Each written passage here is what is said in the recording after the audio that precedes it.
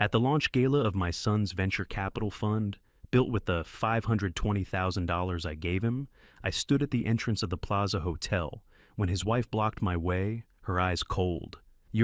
Then my son looked me straight in the eye and said quietly, "Dad, don't 'em?" So I smiled. I didn't argue. I didn't beg.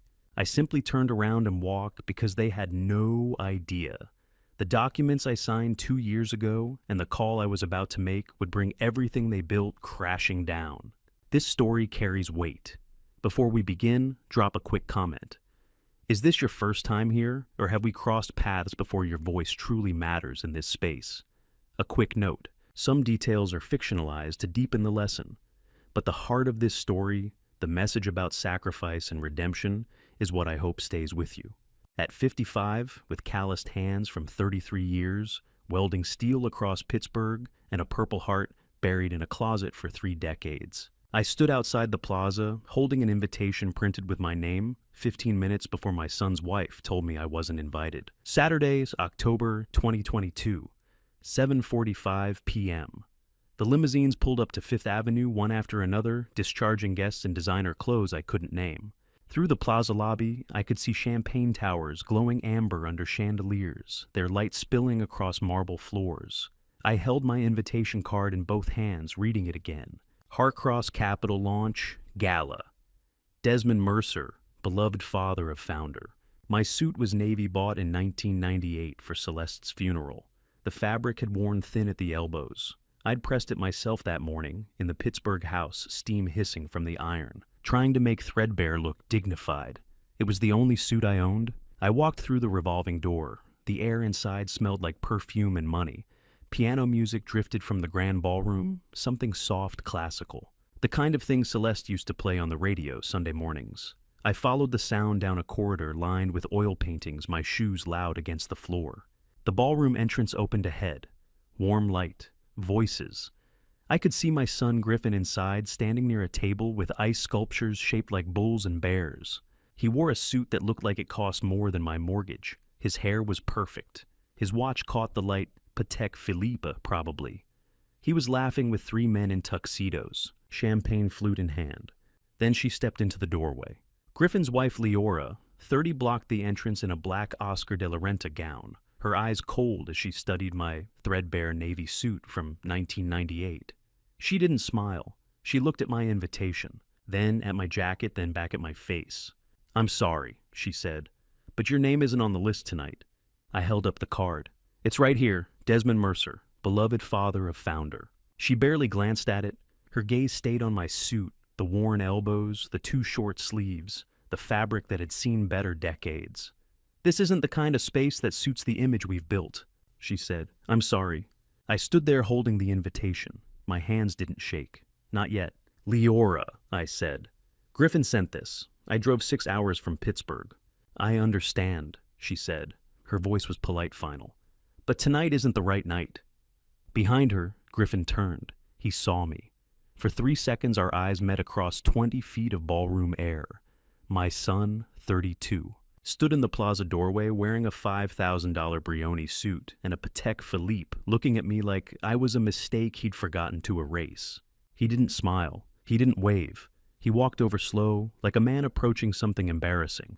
He said quietly, "Please don't embarrass us tonight. I'll call Monday."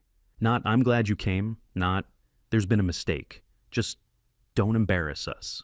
I looked at my son, the boy I taught to weld at 16, the boy whose college I paid for with double shifts at the Southside shop, welding beam after beam until my shoulders ached and my hands bled through the gloves. The boy whose hedge fund launch party I wasn't good enough to attend. How does 33 years of welding steel in Pittsburgh winter, every saved dollar, every double shift, lead to this? Your own son, ashamed of the fabric on your back. I folded the invitation card and slid it into my inner pocket. Didn't say a word. The piano music inside shifted to a nocturne, something melancholy and distant. I turned away. Leora stepped aside.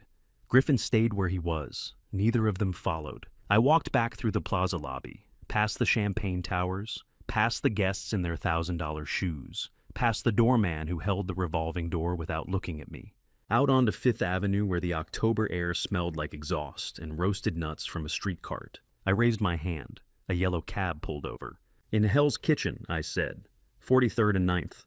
The driver nodded. "Bangladeshi, maybe." He didn't ask questions. I slid into the back seat and the cab pulled into traffic. We drove through Times Square. Neon flooded the windows' billboards, 20 stories tall, flashing red and gold. Broadway lights, digital screens selling everything and nothing. All that light. And I'd never felt a darker place. My hands started shaking then. I pressed them flat against my knees. The Nokia phone in my jacket pocket buzzed. Oh, I pulled it out. Text message, Griffin. "Dad, please don't make a scene online or anywhere. We'll talk. I love you." I read it 3 times. Not, "I'm sorry," not "come back." Just a warning, don't make a scene. I folded the Nokia and watched Fifth Avenue lights recede through the cab's rear window. The plaza glowed like a castle I was never meant to enter. But they don't know what I know. And they definitely don't know who I know. 2 years ago, I gave Griffin $520,000. Every dollar I had. The deed to Celeste's Lake Erie cabin, the life insurance payout. 33 years of welding steel. Compressed into a single wire transfer. Because my son said he needed seed capital for his hedge fund. And he promised I'd see it back tenfold. I signed a promissory note. Griffin's attorney drafted it. I didn't read the fine print. I trusted my son. The cab stopped at a red light. 42nd Street. A man in a Yankees cap stumbled past, shouting at no one. I looked at Griffin's text again. "We'll talk. I love you." No apology, no explanation, just image management. The light turned green. The cab rolled forward. Tonight back in the Hell's Kitchen hotel room, I'd booked for $89. I'm going to do something I haven't done in 14 years. I'm going to call Malcolm Kirkland. And when I do everything my son built is going to come apart slow enough that he'll feel every second. What do you do when the son you raised alone tells you not to make a scene after you've already given him everything and he's given you nothing but a doorway? You're not allowed to cross. The hotel room cost $189 a night. Hell's Kitchen 9th Avenue room, 412. I checked in at 8:30 p.m. and sat on the bed with my Nokia in my hand, reading Griffin's text for the 4th time. "Dad, please don't make a scene online or anywhere. We'll talk. I love you." I set the phone on the nightstand. The window overlooked a fire escape and a dumpster. Traffic noise drifted up from the street horns, sirens, someone shouting in Spanish. I took off my jacket and hung it on the chair. The threadbare navy fabric looked worse under fluorescent light. 33 years I welded steel. U.S. Steel, Pittsburgh South Side shop. Bad knees by 40. Broken hands twice. 2 back surgeries before I turned 50. Pennsylvania winters, where the wind cut through the warehouse walls and your gloves froze to the torch by lunch. I built bridges, high-rises, steel beams that hold up buildings where men like my son work in suits that cost more than I made in a month. I opened the closet and stared at my reflection in the mirror, screwed to the inside of the door. 55, gray at the temples, hands scarred from arc burns and metal splinters. The kind of face you see and forget. Griffin has forgotten. I sat back on the bed. The Purple Heart was at home, buried at the bottom of my bedroom closet in Pittsburgh, under a box of Celeste's sweaters I never had the heart to throw away. February 1991. Desert Storm. IED tore through our convoy in Kuwait. I pulled 2 men out of a burning Humvee before the fuel tank went. One of them was Malcolm Kirkland. I never told Griffin about it. Never hung the medal on a wall, never wore it to a parade. I didn't want him thinking the military made me who I was. I wanted him to see the welder, the father, the man who showed up. But tonight he didn't see any of that. He saw a suit from 1998 and decided I didn't fit the image. You can work yourself to bone and blood for 33 years, and your son will still see only the threadbare suit, never the hands that paid for his. I lay back on the bed and closed my eyes. The pillow smelled like bleach and someone else's hair gel. October 2010. 12 years ago? Celeste died at UPM, see Pittsburgh stage. 4 breast cancer, 38 years old. Griffin was 20. I remember him standing at her bedside crying, and I remember thinking I have to raise this boy the rest of the way alone. My wife Celeste died of stage 4 breast cancer 12 years ago at 38, leaving me to raise Griffin alone from age 20, through everything that turned him into the man who blocked me at a ballroom door tonight. 12 years I did it, alone, paid his rent in Manhattan when he was starting out, sent him $200 a month for groceries even when my own fridge was empty, listened to him talk about his hedge fund dreams on the phone every Sunday, nodding along like I understood what arbitrage meant. October 2020, 2 years ago. Griffin called me from New York, said he needed capital to launch the fund. Banks wouldn't lend to him. He needed $520,000, seed money. He promised I'd see it back tenfold. I sold the Lake Erie cabin, the one Celeste left me, the place where we'd planned to retire, 2 bedrooms dock on the water, mornings with coffee watching the boats. I signed the deed over to a couple from Cleveland for $520,000 and wired every penny to Griffin's business account the same day. He sent me a promissory note. His attorney drafted it. I didn't read the fine print. I trusted my son.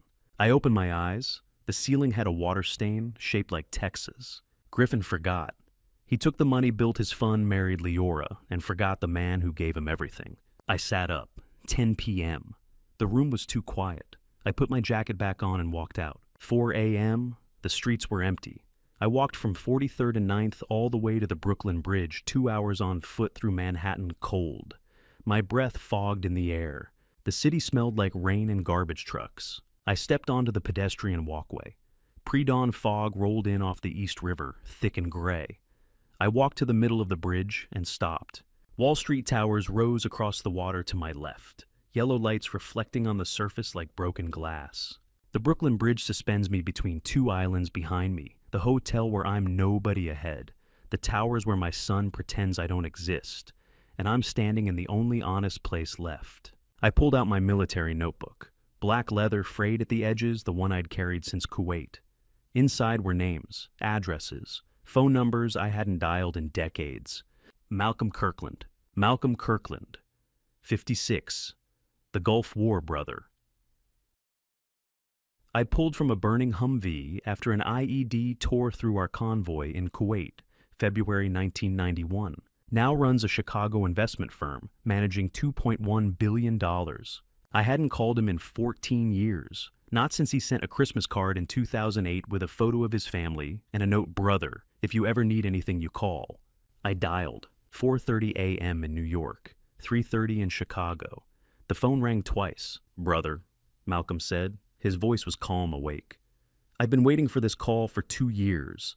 I didn't ask how he knew. I didn't ask why he was awake. I just stood on the bridge watching the fog turn gold as the sun started to break over the horizon." "Like stop by Griffin," I said. "I know," Malcolm said. "I've been watching. We have work to do. I'm in New York." "The flight's at 9 a.m., he said. "Pittsburgh. I'll meet you there Monday."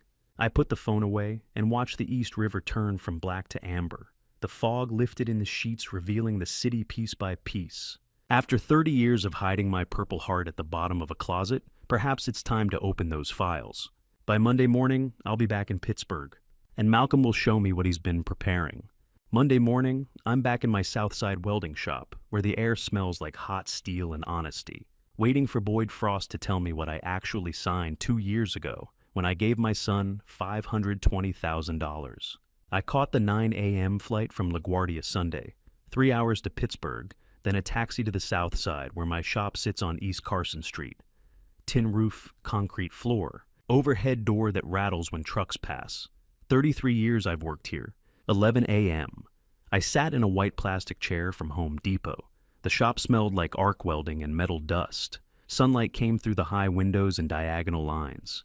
Boyd Frost pulled up in a silver Honda at 11:03. 50 years old, navy polo shirt, laptop bag over his shoulder. My private accountant for 8 years. Boyd Frost, 50. My private accountant of 8 years. Sat across from me in my welding shop, sweating through his navy polo, as he pulled up the $520,000 contract he'd secretly altered for my son. He walked in and nodded. "Morning." "It's Boyd." He sat at the welder's table, metal dust covering the surface. Set his laptop on a welding mask and opened it. "You wanted to review the paperwork," Boyd said. "The investment." "That's right." He typed. His fingers moved fast, then stopped. He frowned. Sweat broke out on his forehead. I noticed. "Let me pull the mirror file," he said. His voice had a nervous edge. He typed again. Scrolled. The laptop screen reflected in his glasses lines of text. PDF page numbers, Sir Boyd said slowly. The paperwork you signed 2 years ago wasn't a gift. It's a convertible promissory note. I leaned forward. A what? Convertible promissory note. Senior secured debt. 6.5% annual interest convertible at 65% discount to Series A valuation. Explain it like I weld steel for a living. Boyd's hands trembled as he scrolled. 24 pages. File name, Mercer _ Griffin _ convertible _ note _ October 2020 .pdf. You didn't give Griffin a gift, Boyd said. You loaned him money with interest, and the contract has a conversion clause. You can convert the loan into equity, ownership, a percentage of his company. How much? Boyd typed. Numbers appeared. At the current $48 million valuation, he said, you could acquire 34% of the firm. 34% of $48 million, $16.3 million. Boyd's face was pale. Sweat on his forehead caught the light. How does a man who spent 33 years welding steel without a lawyer understand convertible promissory notes, senior secured debt, Series A valuations? And why would anyone structure a father's gift this way? Who wrote this contract? I asked. Griffin's attorney, Howard Morris, LLP, Manhattan. And you reviewed it? Yes. 2 years ago? Yes. And you didn't tell me what it meant. Boyd looked at the laptop screen, not at me. You were excited to help your son, he said quietly.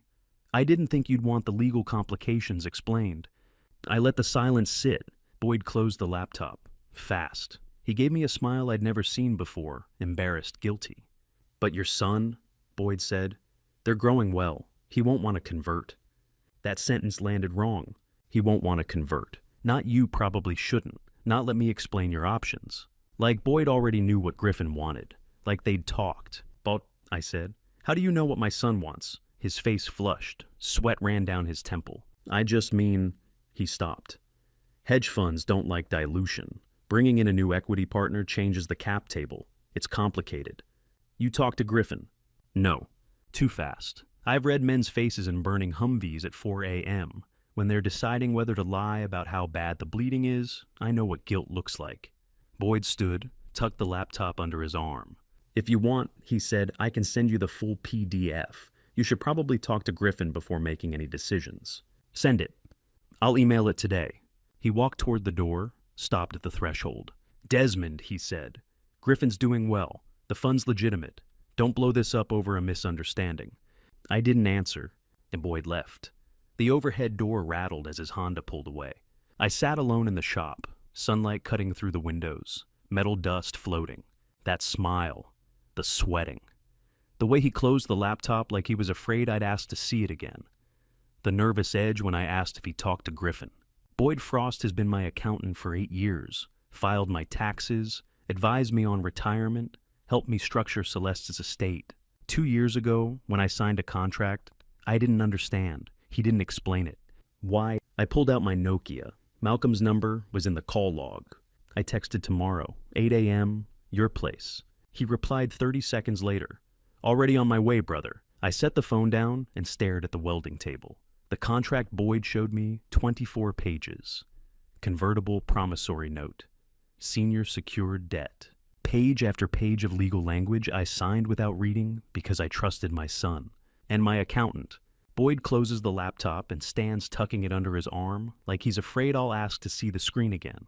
That embarrassed smile I've known Boyd Frost for 8 years.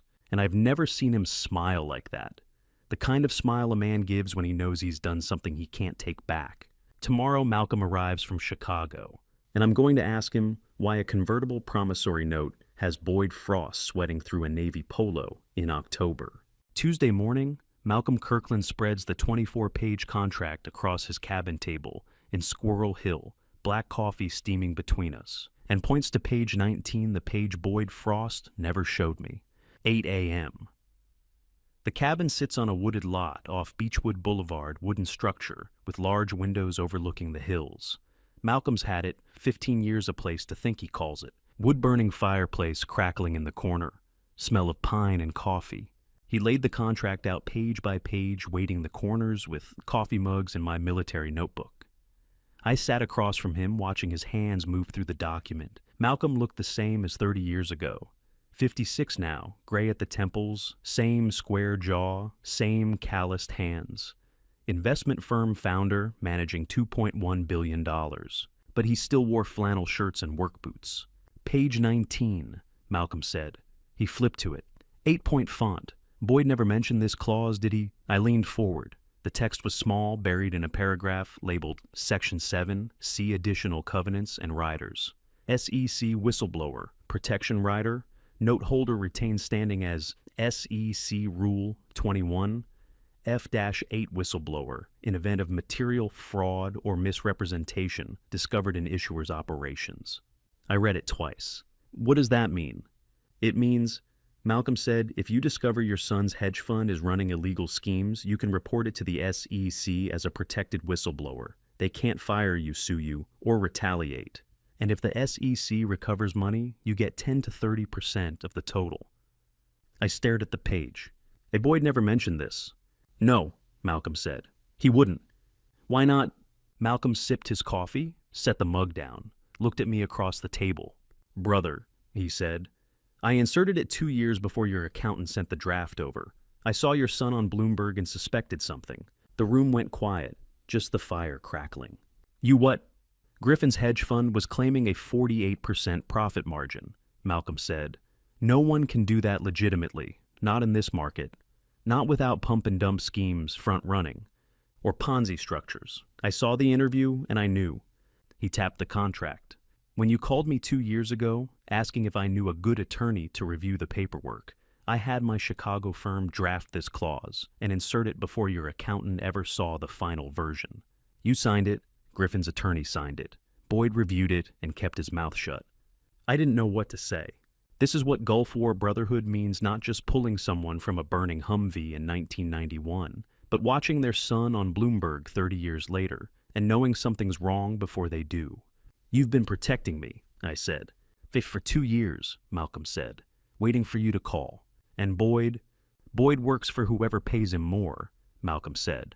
I'm guessing Griffin's been sending him consulting fees. That explained the sweating, the embarrassed smile, the way he closed the laptop. So what now? Malcolm leaned back. Now we build the case. 6 weeks, maybe 8. We collect evidence, document the fraud, cross-reference retail clients who got burned. Then we file with the SEC and let the machinery do what it does. And Griffin goes to prison, Malcolm said, unless he cooperates.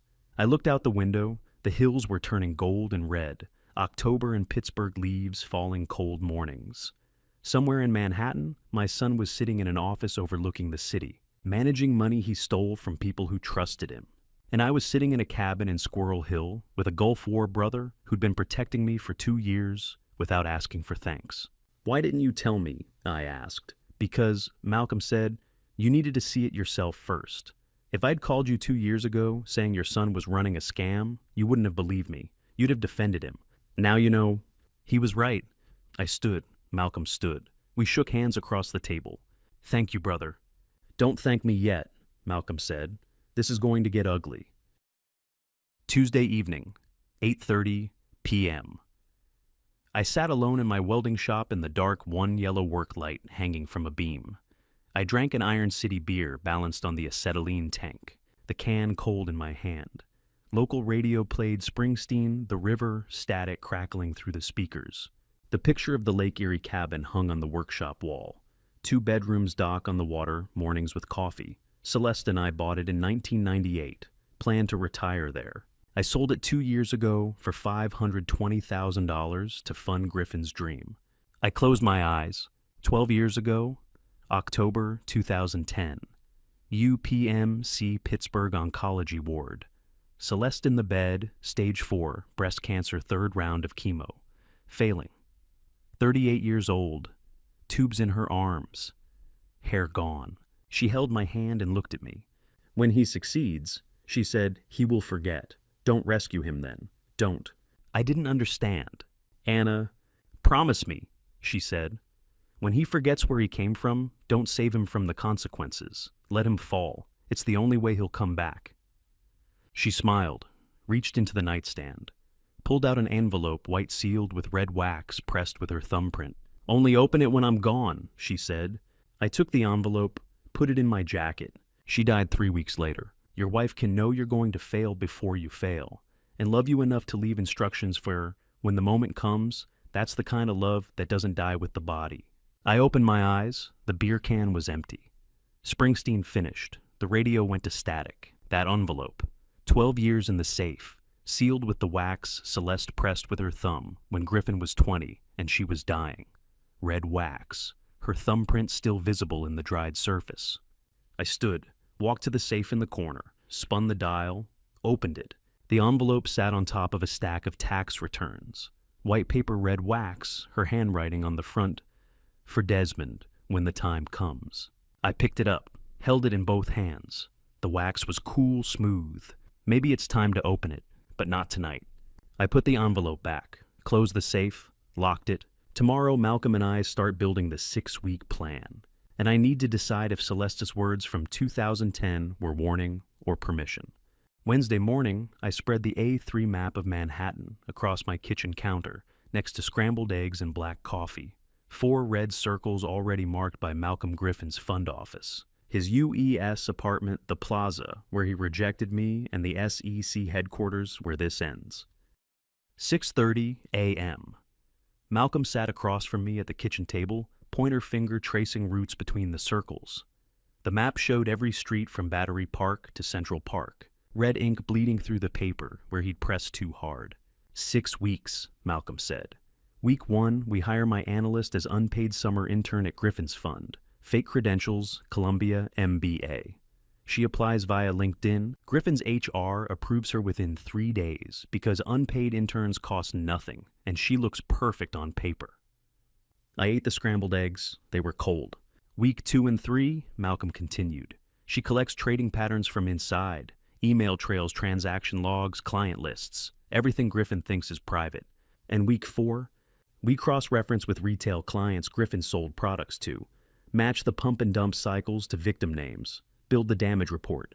Week 5, preliminary SEC notice, confidential filing under the whistleblower clause. They open an investigation file. Week 6, Malcolm tapped the 4th red circle, SEC headquarters, Lower Manhattan. Public reveal, he said, before he can move $1 to Cayman. I pushed the plate aside, looked at the map. 4 red circles, 6 weeks, my son at the center. This is how you run an operation when the enemy is your own son. You don't charge the hill screaming. You map every trench and wait for him to walk into the crossfire. He built himself. What if he finds out before week 6? He won't, Malcolm said. Not if we keep communication tight. He reached into his jacket and pulled out 2 keys on a steel ring, slid them across the table. Strip District Safe House, he said. 2 blocks from your shop. We'll compile evidence there. Encrypted drives, paper files, the whole case. You don't keep anything at home. I picked up the keys. They were cold heavy. Brother, Malcolm said, from now on we won't be communicating via personal phone anymore. Signal only, encrypted, or in-person meetings at the safe house. No texts, no calls that can be traced. You think he's watching? I think wealthy defendants move money offshore within hours once they suspect investigation, Malcolm said. Cayman Islands, Switzerland shell companies in Panama. By the time the SEC files charges, the accounts are empty, and the defendant's in a country with no extradition treaty. He leaned forward. This is why week 6 timing is critical. Griffin must not know until it's too late to run. And how long before he knows we're coming? Malcolm smiled, cold, military. If we do this right, he said, he won't know until he sees your face on that stage. I drank the coffee. It was cold too. Malcolm folded the map, stood, put on his jacket. I'm flying back to Chicago tonight, he said. Next Monday we brief the analyst. You'll meet her then. Willis Tower, 34th floor. What's her name? You'll know Monday, Malcolm said. Operational security. The fewer names we say out loud, the better. He walked to the door, stopped, turned back. Desmond, he said. This gets ugly from here. You ready, babe? I looked at the 4 red circles on the kitchen counter. I'm ready. Malcolm left. The door clicked shut. I sat alone in the kitchen with cold eggs and a map of Manhattan and 2 steel keys to a safe house I'd never seen. Wednesday night, 11 p.m. I sat in the welding shop under yellow work lights organizing my military notebook. Next week I'd be flying to Chicago. Needed to bring the notebook phone numbers, addresses, names from 30 years ago that Malcolm might need. I opened it, black leather frayed at the edges, pages filled with handwriting from 1990, 1991, 1992, Kuwait, Desert Storm, names of men I served with. Most of them I hadn't talked to in decades. A Polaroid photo fell out, landed face up on the welding table. I picked it up. 1991, Kuwait base, after Desert Storm. 3 people in desert fatigue standing in front of a tent, sun beating down sand everywhere. The photo was faded colors washed to yellow and brown. I was in the middle, 30 years younger, 25 years old, rifle slung over my shoulder. Malcolm was on the left, same age, same rifle, same exhausted face. Third person on the right. But the face was torn off, just ripped away, clean tear deliberate. The body was still there, desert fatigues, boots, hands, but where the face should have been, just white backing paper showed through. Only the jaw was visible, bottom quarter inch of the face. Yet I stared at it for 30 seconds. Why was it torn? Who was the third person? I tried to remember, close my eyes. 31 years ago, Kuwait, Desert Storm, 3 soldiers in front of a tent. Desmond, Malcolm, and nothing. The memory was just out of reach. Memory works strange after 30 years. Faces blur. Names vanish. But your hands remember exactly how to field strip an M16 in the dark. And your gut remembers when something matters, even if your brain forgot why. I turned the photo over, handwriting on the back in faded blue ink. Kuwait, February 1991. DM. 3 question marks where the third name should have been. My handwriting, from 31 years ago. Even then I'd forgotten, or someone had made me forget. I flipped the photo back over, stared at the torn face, the white backing paper, the missing identity. Why would I tear someone's face off a photo and then keep the photo? Why write 3 question marks instead of a name? I set the photo down on the welding table, stood up, walked to the window, looked out at the south side streets empty at 11 p.m., streetlights casting orange pools on the pavement. Somewhere in my memory, buried under 31 years of welding steel and raising Griffin alone and watching Celeste die, there was a third soldier, a third brother, someone I pulled from that Humvee or fought beside or trusted enough to stand next to for a photo.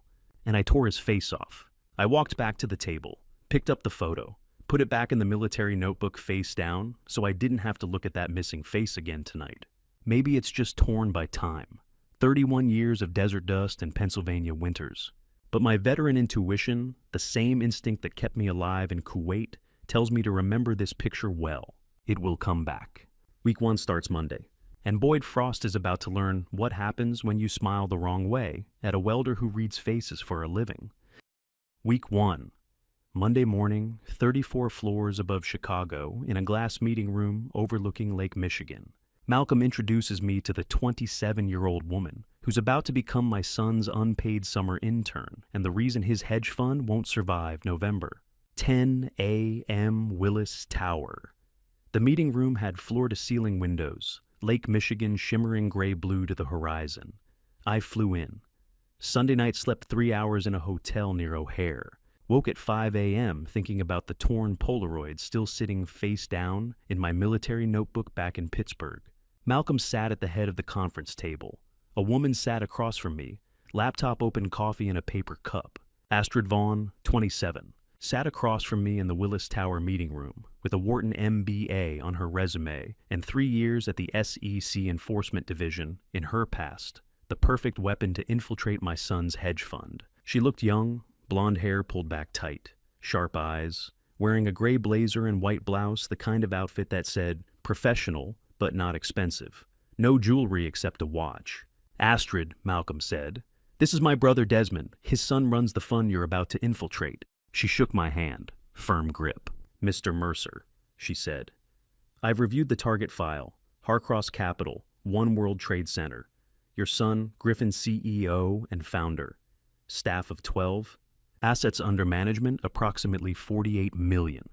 I nodded. She turned her laptop so I could see the screen. A LinkedIn profile. Photo of a young woman, Astrid, but different. Hair down, glasses, warmer smile. The profile read, Columbia Business School MBA class of 2021. Estate portfolio management. Father owns multifamily properties in Queens. Seeking unpaid summer internship opportunity to gain Wall Street experience. Completely fabricated, Astrid said. Columbia has no record of me. The Queens landlord doesn't exist. But Griffin's HR won't check. They're understaffed and desperate. She clicked a button. Application submitted 90 seconds ago, she said. HR at the fund will call in 48 hours. They're short on staff. Malcolm leaned forward. Objective is simple. Get inside, gain access to trading floor systems, internal Slack channels, email distribution lists, document trading patterns. Collect evidence of the pump and dump cycles we suspect. Especially, Malcolm continued, communications from Griffin's wife Leora. We think she's coordinating the scheme. Astrid nodded, closed the laptop. Once I'm inside, she said, communication goes dark, signal only, encrypted. I'll send reports every Friday at 3 p.m. Central. She looked at me. Mr. Mercer, I need you to understand your son will trust me. I'll be friendly, helpful, eager to learn. He'll think I'm just another Columbia grad looking for Wall Street experience. When this ends, he'll feel betrayed. How does a father become a spy in his own son's life, sitting in Chicago, watching a 27-year-old forge credentials to infiltrate the business he funded with every dollar he ever saved? I understand, I said. Wednesday, week 1, 2 days later. I was back in Pittsburgh, sitting in the Strip District safe house Malcolm had given me keys to. Small apartment above a coffee roaster, one-room desk, encrypted laptop Malcolm's team set up. My Nokia buzzed. Signal message. Astrid. HR called. Interview tomorrow 10 a.m. They want me. I texted back good. Thursday morning, week 1. Another signal message. I'm in. Trading floor access granted. Slack channels visible. Your son thinks I'm eager Columbia grad looking for Wall Street experience. I stared at the message for 30 seconds. My son's unpaid intern was a federal enforcement analyst with fake credentials sitting at a desk 20 feet from him, documenting every transaction he made. And he had no idea. Week 2, Friday, 3 p.m. Central. I sat in the Willis Tower conference room again. Malcolm next to me. 6 monitors mounted on the wall displaying Bloomberg terminal data, green and red candlestick charts, ticker symbols, volume bars. Malcolm's phone buzzed. He opened Signal, downloaded an encrypted file, opened it on the main monitor. Excel spreadsheet, 12 columns, 40 rows of data. Malcolm read out loud. In 6 instances, purchase of small cap biotech stocks 30 days before price movement. Newsletter distribution to retail client list, 2,847 recipients. Peak sale by Harcross Capital, while clients bought high. Stock dump within 2 weeks. 40% decline. He scrolled down. Then cycle 1, October 2020. Retail client losses 9.2 million. The cycle 2, February 2021. 11.7 million. It's cycle 3, June 2021. 8.9 million. He kept scrolling. Total retail damage across 6 cycles, 60.4 million. I stood up, walked to the window. 34 floors above Chicago. Lake Michigan stretched gray to the horizon, cold November wind making the glass hum. 2,847 clients, Malcolm said quietly behind me. Mostly retirees. 2,847 people. Grandmothers in Florida, retired teachers in Ohio. Widowers in Arizona, and my son took their life savings the same week he told me I'd embarrass him at the plaza. I turned around. My son isn't just humiliating his father, I said. He's defrauding 2,800 elderly people nationwide. Malcolm nodded, closed the laptop. Brother, he said, that's why the SEC whistleblower clause exists. I looked at the Bloomberg screens, green and red, numbers scrolling. Millions of dollars moving through accounts while retirees in Florida watch their savings vanish. Griffin built this. My son. The boy I raised alone after Celeste died. The boy whose college I paid for with double shifts welding steel in Pennsylvania winters. He built a machine to steal from elderly people, and I funded it. What's next? I asked. Week 3, Malcolm said. You go to New York, unannounced. Bring him lunch, play the loving father. We need to see how he reacts when you show up without warning. Reconnaissance. Exactly. I walked back to the conference table, looked at the spreadsheet one more time. $60.4 million, 2,847 victims. The SEC whistleblower protection. Malcolm inserted 2 years ago just became a loaded gun pointed directly at Griffin's future. And I'm the one holding it. Week 3, Wednesday. I walk into the lobby of One World Trade Center carrying a pastrami sandwich from Katz's Deli in a grease-stained paper bag, the picture of a blue-collar father who just wants to see where his successful son works. 12:45 p.m. The lobby smelled like marble cleaner and money. Elevator to 52nd floor. White Carrara marble walls, brushed gold letters, Harcross Capital. Receptionist behind curved desk. Young woman headset, 3 monitors. "Can I help you?" "I'm here to see my son," I said, held up the bag. "Brought him lunch." She blinked, confused. "Your son?" "Griffin Mercer. I'm Desmond." She whispered into her phone. Griffin appeared from a hallway, charcoal suit, pale face. "Dad, why didn't you announce you were coming?" I smiled. "I just wanted to see your workplace. Brought you lunch, pastrami, extra mustard." Griffin stared. The receptionist watched. Other employees passed. He had no choice. "Come on," Griffin said quietly. "I'll show you around." Glass walls showed trading floor. 6 Bloomberg terminals, numbers scrolling, young analysts in expensive suits. Griffin's corner office, windows overlooking Lower Manhattan Hudson River Gray. I set the bag on his walnut desk. "Nice view." "Can I see the trading floor?" Griffin hesitated. "Dad, we're in the middle of a workday." "Is it just 5 minutes?" I said. "I want to see what you built." He sighed, led me out. I played the part, befuddled father. "What do these screens show? What's a Bloomberg terminal? How many people work here?" But while I talked, I memorized. Desk nameplates, Tyler Ashford, Rebecca Hayes, Marcus Donovan, 6 traders, their faces, desk positions, terminal assignments, conference rooms behind them, glass walls, whiteboards. You can spend 33 years being a father, and one afternoon being a spy in your own son's office, and he'll never know the difference because he stopped looking at you years ago. One corner desk, Astrid Vaughn, different hair, glasses. She glanced up, smiled, politely returned to her screen. Griffin didn't notice. We reached the elevator. Griffin pressed the button. "Dad," he whispered, "don't come back without an appointment." I looked at him. 32 years old, stealing from elderly people. "Next time I come," I said quietly, "I won't need an appointment." The elevator doors opened. I stepped inside. Griffin stayed in the lobby. The doors closed. Week 3, Friday morning, 8 a.m.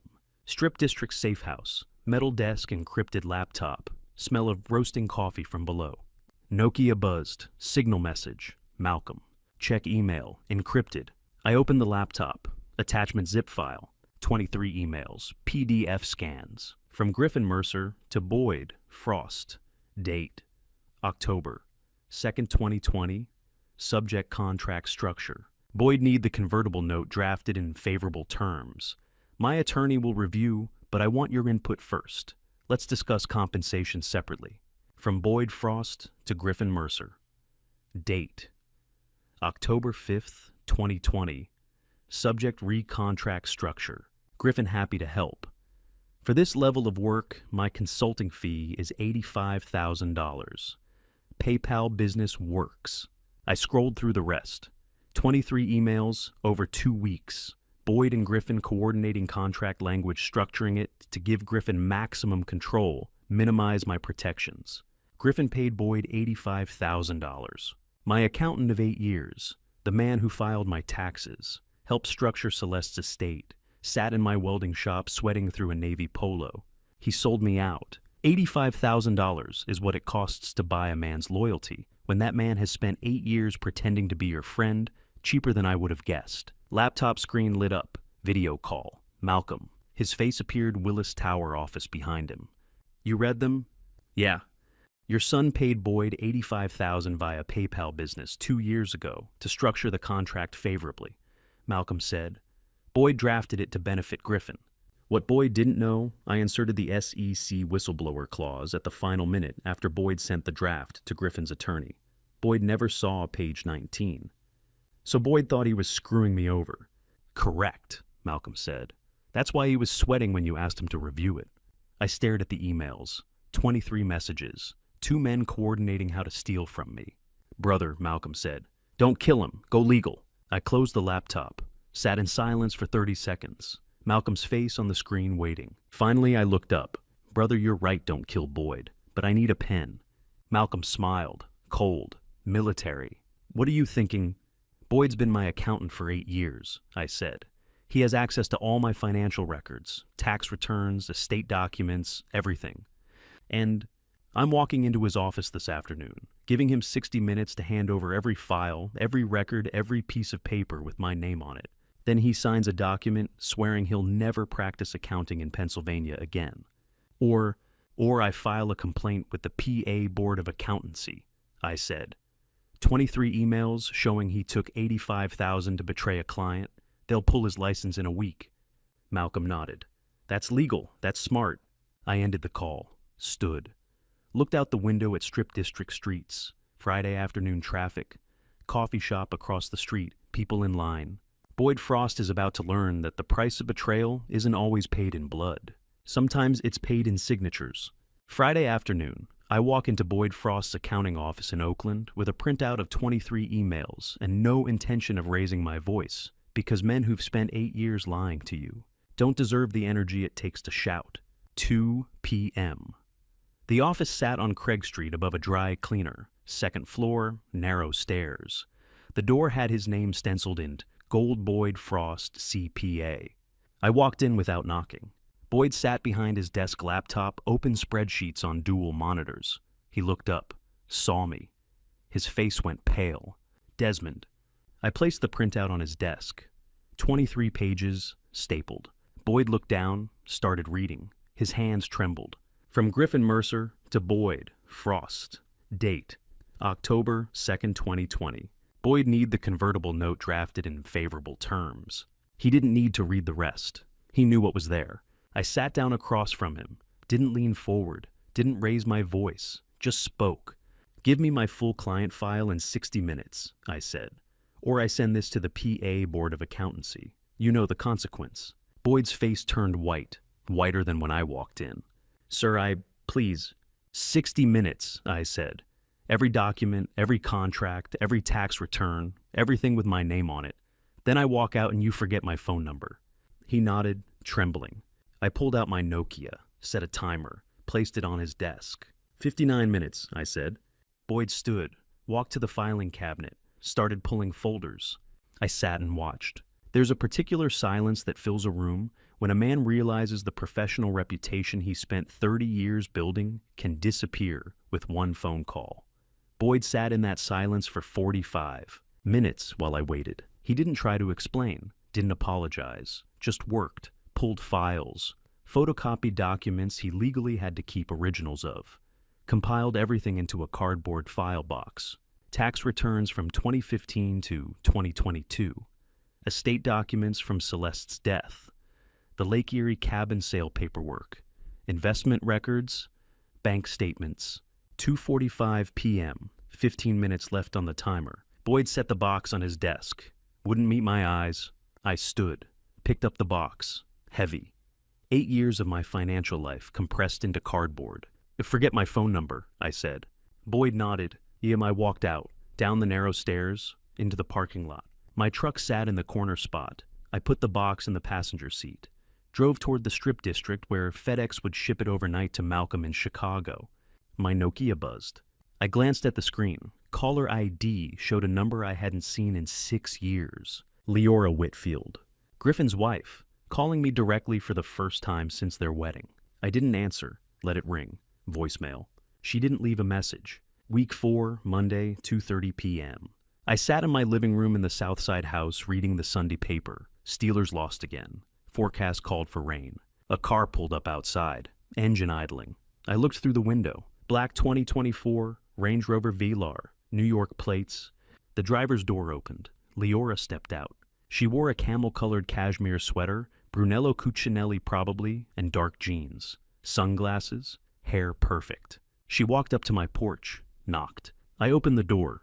"Papa," she said, smiled. "Can I come in?" I stepped aside. She walked in. Didn't remove her shoes. $1,000 heels clicking straight across Celeste's hardwood floors. You can tell everything about someone's intentions by whether they remove their shoes when entering your home. Leora walked straight across Celeste's floors in $1,000 heels. And I knew this wasn't a peace offering. "Coffee?" I asked. "No, thank you," she said. Looked around the living room, the old couch, the Pittsburgh Steelers pennant on the wall, the photo of Celeste and me at Lake Erie. "Papa, I wanted to talk to you about something," Leora said. Sat on the couch without being invited. "Griffin and I have been discussing your situation. My situation. Living alone in this big house," she said. "It must be hard, maintaining it. The stairs, winter coming." I sat in the recliner, waited. "We want to buy this house," Leora said. "Market value is $185,000. We'll pay $340,000. Cash. You can move to Florida. A beautiful senior community. Enjoy retirement properly." She smiled, warm, generous. I looked at her for 5 seconds. $340,000 for a house worth $185,000, almost double. She wanted me gone from Pittsburgh, out of my operational base, away from Malcolm, away from the Strip District safe house, away from everything. This wasn't generosity. This was strategic warfare. "This house was built by Celeste and me," I said. "I'll die here." Leora's smile froze. "Papa, I really think—" "No," I said. She stood. The smile vanished completely. "I'd suit yourself, Papa," she said. Her voice was ice. She walked to the door, opened it, stepped out onto the porch. Didn't close the door behind her. Just left it standing wide open. Walked to the Range Rover, got in, drove away. I stood in the doorway watching the black SUV disappear down the street. Yellow leaves blew across the sidewalk. October wind, cold. She left my door open like I was nobody worth the effort of closing it for. I stood on the porch for 10 seconds. Then I pulled out the Nokia and called Malcolm. He answered on the first ring. "Brother?" "It's escalating," I said. "Leora just tried to buy my house for double market value. Get me out of Pittsburgh. She called me Friday for the first time in 6 years. They know something's coming." "How much do they know?" "I don't know," I said. "But they're moving. Push the timeline forward 1 week." Silence on the line. Then Malcolm spoke. "At 6 weeks becomes 5, he said. "Accelerated schedule. Can you handle it?" "Yes." "The Thursday," Malcolm said. "Chicago Club, 7 p.m., private dining. I'm introducing you to 6 fund managers and family office principals, Midwest Tier 2 players. They need to hear your story before we go public. I'll be there." I ended the call, walked back inside, closed the door Leora left open. Week 4 just became week 5, and they're starting to feel the pressure, which means they're about to make mistakes. Thursday evening, 7th floor of the Chicago Club. Malcolm introduces me to 6 Midwest money managers around a walnut table overlooking the Chicago River as my Gulf War brother, Pittsburgh welder, potential SEC whistleblower, and I watch their polite faces try to figure out why a 55-year-old welder matters to their world. 7 p.m. The private dining room smelled like leather and single malt scotch. Tall windows overlooked the Chicago River city lights reflecting on black water. The walnut table seated 8. Crystal glasses, white cloth napkins. Malcolm sat at the head. I sat to his right. 6 men in suits filled the other chairs. Fund managers, family office principals, managing between $500 million and $3 billion each. Tier 2, Midwest money. Not Wall Street, not Manhattan, but serious. Malcolm poured scotch. 18-year Macallan. "Gentlemen," Malcolm said. "This is my brother Desmond, Gulf War Desert Storm. His son runs the hedge fund we're about to expose." The 6 men nodded, professional, polite. Malcolm gestured to me. "Tell them." I kept it brief. Plaza Hotel, Griffin's Gala, Leora blocking the entrance, the threadbare suit. "Don't embarrass us tonight." 5 minutes, no drama. The investors listened, sympathetic faces, a few murmured condolences, but I could see it they were here as a favor to Malcolm. Not because they cared about a welder from Pittsburgh whose son humiliated him. Except one man, Stuart Harrington, 52, CEO, managing a $6 billion Midwest investment fund. Sat across the Chicago Club table, studying my face with an intensity that made the other investors uncomfortable, and I didn't know why until he stood up and walked toward me. He didn't speak at first, just stared at me. 10 full seconds. The room went quiet.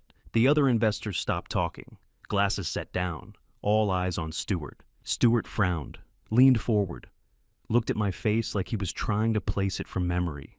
Then he stood, pushed his chair back, walked deliberately around the walnut table, 6 feet, 5, 4, stopped directly in front of me. "Are you the sergeant," Stewart said slowly, "who pulled the soldier from the burning Humvee on Highway 80 in February 1991? I froze. Highway 80, February 1991. Kuwait, Desert Storm. I hadn't thought about Highway 80 in years. 31 years is how long it takes for a burning Humvee in Kuwait to matter in a Chicago boardroom. You save a man's life in 1991, and his son shows up in 2022 to save yours back. I started. Stewart's voice was measured, controlled. The convoy hit an IED. The Humvee caught fire. You pulled 2 Marines out before the fuel tank exploded. One of them was my father. The room was silent. Malcolm sat perfectly still. The 6 investors watched. I stood, slowly. "Your father," I said. Stewart nodded. "Marine Lance Corporal, your unit, Highway 80, February 1991. The Humvee was already on fire when you went back in. He had 3rd-degree burns over 40% of his body. I remembered the heat, the smoke, the screaming, pulling 2 men through the rear hatch, metal so hot it burned through my gloves." "He survived," Stewart said. 28 more years. He passed in 2019, but he lived because of you. He told me the story every February 2nd, anniversary of the day you saved his life." Stewart extended his hand. I shook it. His grip was firm, steady. "I was 21 when my father nearly died," Stewart said. "I built my career knowing he only survived because of you. Every success I had, he was there to see it. My wedding, my daughter's births. 28 years. He didn't let go of my hand. I owe you my father's life," Stewart said. "Whatever you need, tell me." The room stayed silent. 6 investors, Malcolm Stewart and me. Chicago River flowing past the windows 34 floors below. I leaned closer, whispered, "I might need you to testify for the SEC." Stewart didn't hesitate. "Tomorrow I clear my calendar," he said. "Sometimes the allies you need aren't the ones you plan for. They're the ones you pulled from burning metal 3 decades ago, without knowing they'd have a son who'd grow up to run $6 billion. Stewart sat back down, picked up his scotch, raised the glass. "To Desmond," he said. The 6 investors raised their glasses, drank. Malcolm looked at me across the table, nodded once. I sat down. My hands were shaking. Stewart leaned forward. "What do you need?" he asked. "Credibility," I said. "My son runs a hedge fund. I'm a welder. When the SEC holds hearings, they'll ask why anyone should believe me over a 32-year-old Columbia MBA with a clean record. And if a $6 billion fund CEO testifies on your behalf, then they listen," I said. Stewart nodded. "I'll do it. Written statement, deposition, public testimony if needed. Whatever format the SEC requires. It could damage your reputation," I said. "Going against another fund manager. Wall Street doesn't like that." Stewart smiled, cold. "My father lived 28 years past February 1991, he said. He met my wife. He held my daughters. He watched me build this fund. Every single day of those 28 years, I had him because of you." He set his glass down. "Reputation doesn't matter," Stewart said. "Debt does." The dinner lasted another 2 hours. Business talk, fund performance, market conditions. The 6 investors asked questions about Griffin's scheme, Astrid's evidence collection, the SEC timeline. Stewart asked for documentation, email trails, trading patterns, client lists. Malcolm promised to send everything encrypted by morning. 9:30 p.m. The investors stood, shook hands, left. Stewart stayed. "One more thing," he said when the room cleared. "My father told me there were 3 soldiers in that convoy. You, Malcolm, and a 3rd man. He never remembered the 3rd name. Do you—" I thought about the torn Polaroid, the missing face, the 3 question marks where a name should have been. "No," I said, "I don't." Stewart nodded. "If you remember, tell me. My father always wondered." He left. Malcolm and I sat alone at the walnut table. Chicago River black outside the windows. Stewart Harrington commits to clearing his calendar tomorrow for SEC testimony, Malcolm said. "You just gained a $6 billion fund CEO who owes you his father's existence." I looked out at the Chicago skyline, lights stretching to the horizon. The Gulf War network runs deeper than Griffin's Wall Street connections. And Griffin never saw this coming. Week 5 starts Monday. And now I have institutional firepower. Sunday morning, I come home from Chicago to find my back door standing open lock. Professionally picked with no forced entry. 3 drawers in my bedroom ransacked, and the 55-inch TV still mounted on the wall, untouched. 11 a.m. Week 5. I parked in the driveway. The back door swung in the November wind. I walked up the steps slowly. The lock wasn't broken, the cylinder turned smoothly. Professional lock-picking tools. No damage to the frame, no scratches on the metal. Inside the kitchen looked normal. Dishes in the sink, coffee maker where I left it. The drawer by the stove stood open. I kept emergency cash there. $2,800 in hundreds. Still there, untouched. I walked to the bedroom. 3 drawers pulled out contents scattered across the floor. Family papers, old contracts, letters from Celeste, tax documents from 15 years ago, all spread out like someone had been searching. The 55-inch TV on the wall, still mounted, still plugged in, worth $1,200. Not stolen. I stood in the doorway looking at the mess. Someone had walked through my house, gone through my wife's letters, touched things that weren't theirs to touch, looking for leverage, something to use. This wasn't robbery. This was intimidation.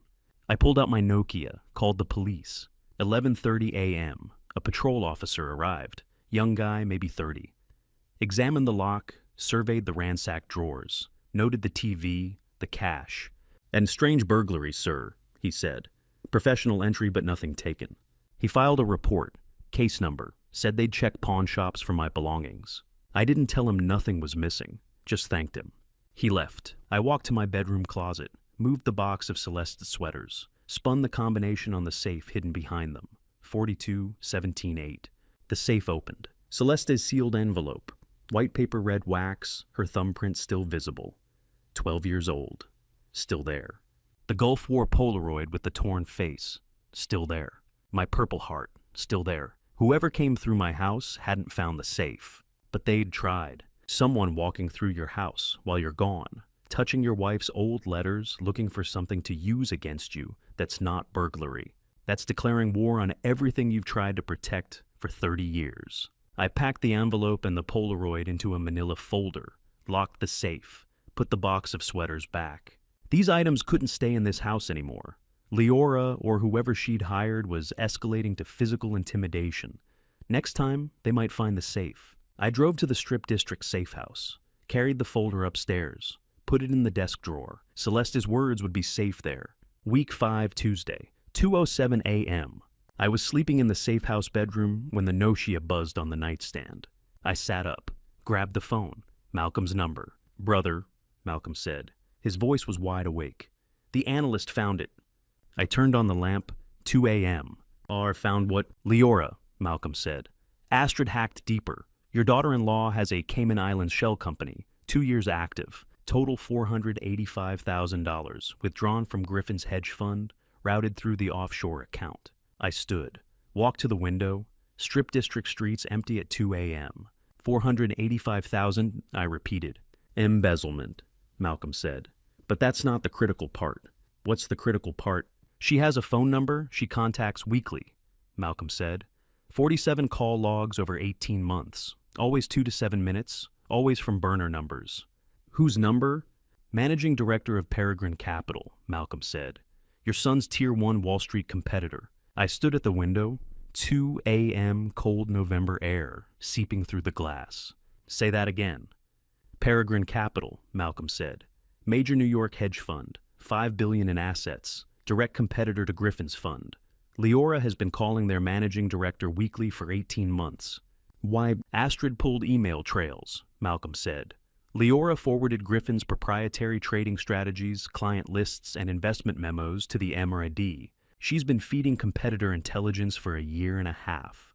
I pressed my forehead against the cold window. Your son can fall in love with a woman who never loved him back, who married him to steal his life's work for a competitor. And he'll never see it because he stopped listening to the father who would have warned him.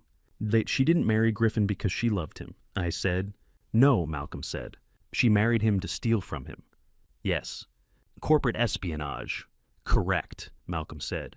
"Peregrine embedded her. She got close to Griffin, married him, gained access to everything, then fed it back to her handler for 18 months. I sat down on the bed, 2:07 a.m. The room was cold. The pump and dump scheme, I said. Was that Griffin or Leora? We don't know yet, Malcolm said. Could be Griffin, could be Leora manipulating him, could be both. Astrid's still collecting. And the $485,000 she embezzled. Payment, Malcolm said. Peregrine pays her through the Cayman shell.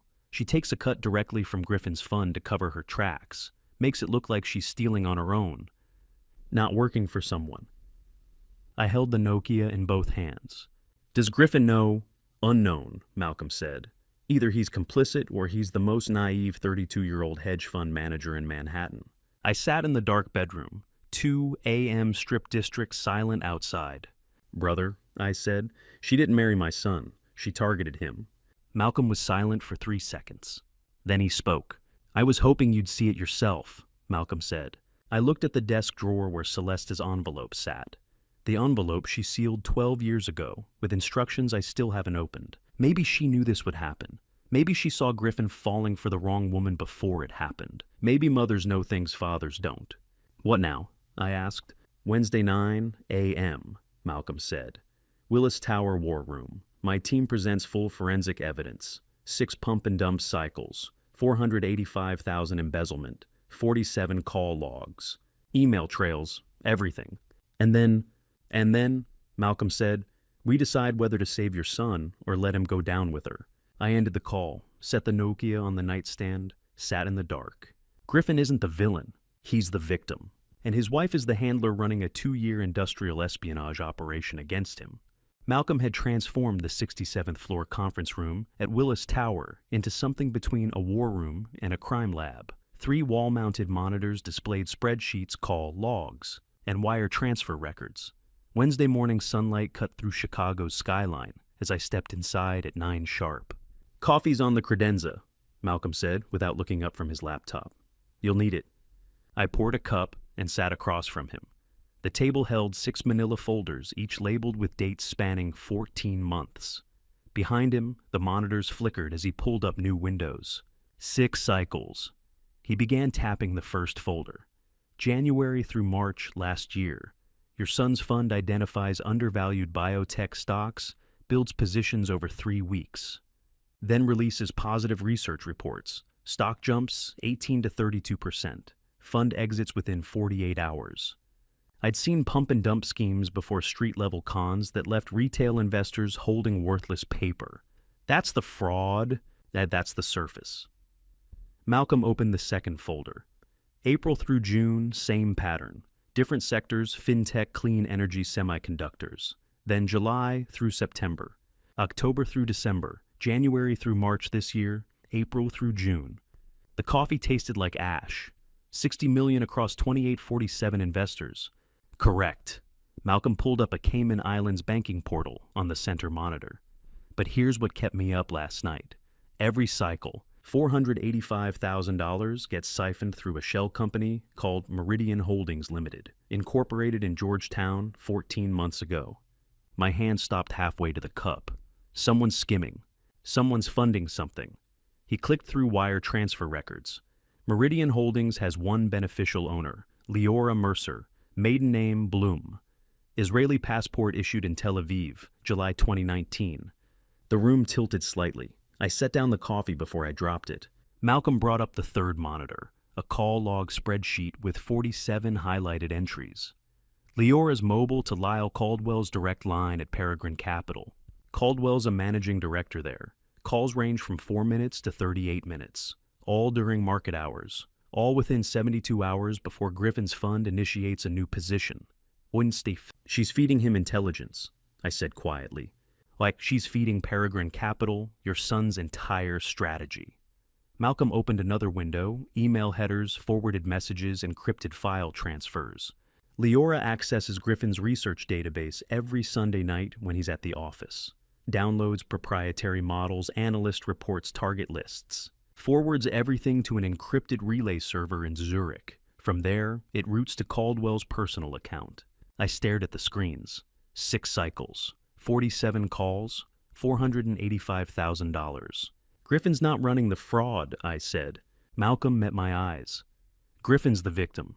Peregrine Capital embeds Leora, marries her into the family, uses her to front-run every major trade. They make billions.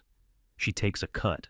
Griffin takes the legal liability when the SEC comes knocking. The evidence had been building for weeks. The House offered Boyd's sudden cooperation the break-in. I'd assumed my son was a criminal. I'd been wrong. But he'd still rejected me at that gala, still let his wife make that crack about my boots. Did it matter if he was a victim when he'd treated me like dirt? Malcolm closed his laptop. Question is, what do we do with this? I stood and walked to the windows. 70 stories below Chicago, moved through its Wednesday morning commuters' deliveries, construction crews welding steel, just like I'd done for 30 years. Honest work, honest money.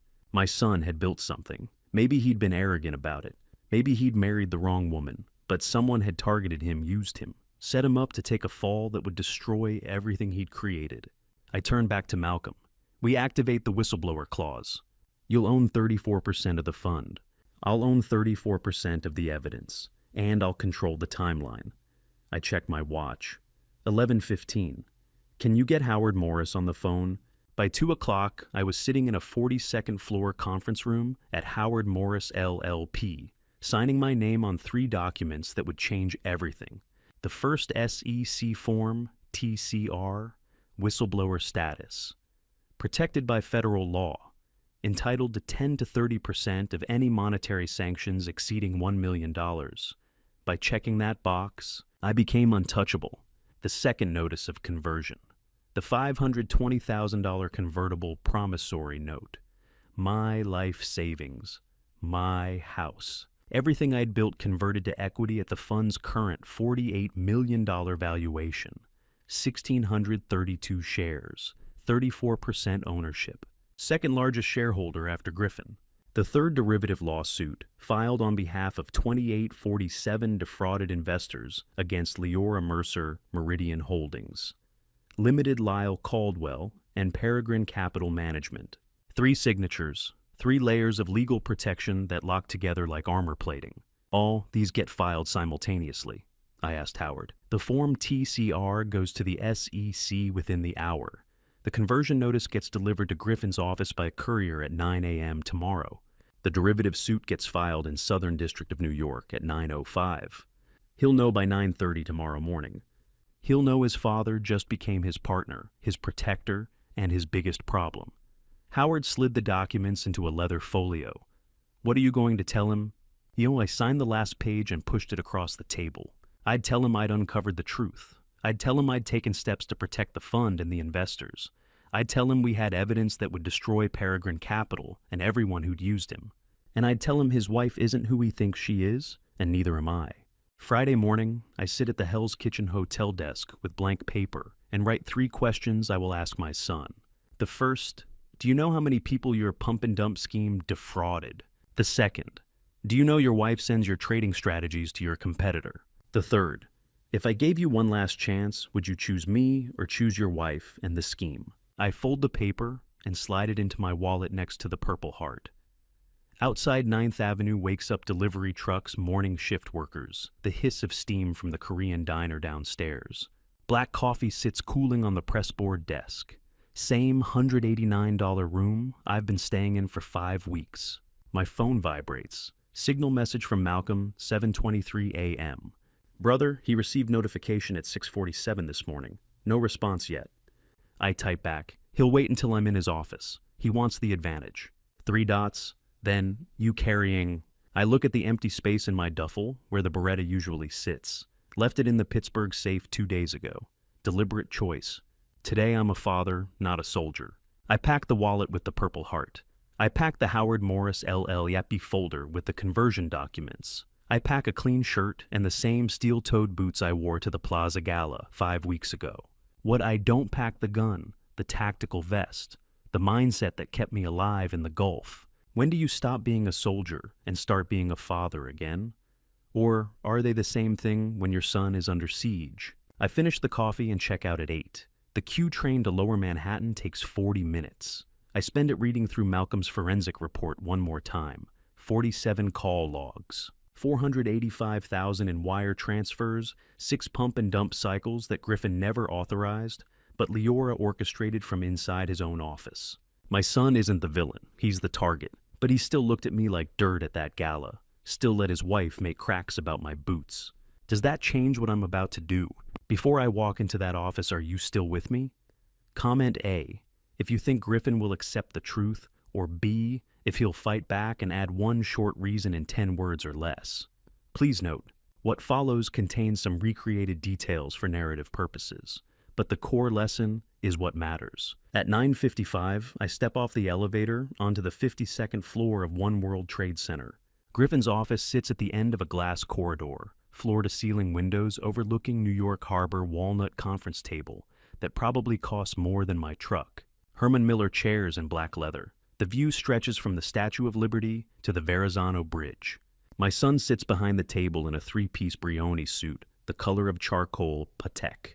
Philippe watch catching the morning light. He doesn't stand when I enter. Dad. Son. I place the Howard Morris LLP folder on the table between us and sit. I'm notifying you officially, I say.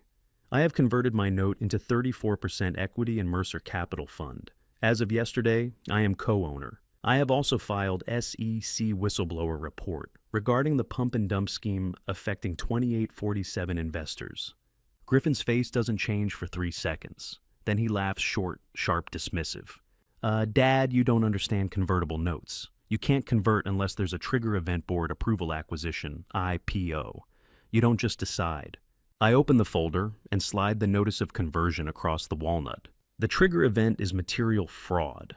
I've filed it with the SEC. He picks up the document, scans the first page, the second. His face goes from dismissive to confused to pale. He sets it down, picks up the SEC form, TCR, reads the whistleblower designation, the protection clauses, the monetary sanction entitlements. Dad, do you understand what you've done? I can't move capital without your written approval. You've frozen my fund. I've protected 2847 investors, I say. That's what I've done. His hands grip the edge of the table. The Patek Philippe slides on his wrist. You filed a derivative lawsuit against my wife. Against Leora Mercer Meridian Holdings, Limited Lyle Caldwell, and Peregrine Capital Management. The evidence is attached. He flips to the exhibits call, logs wire, transfers email, headers showing Leora forwarding proprietary research to Peregrine's managing director. 47 calls, $485,000 siphoned through a Cayman shell company she owns. For 3 seconds I see him at age 7, asking me to teach him to weld. Then I see him now, $4,000 suit, $80,000 watch. 2847 victims he never intended to create, but whose money his wife helped steal anyway. She's been embedded for 14 months, I say quietly. Peregrine Capital married her into this family to front-run every major trade you make. They profit billions. She takes a cut. You take the legal liability. Griffin stands. The chair rolls backward and hits the window. This isn't possible. You're a welder. You don't... His voice cracks. You didn't do this alone. Who helped you?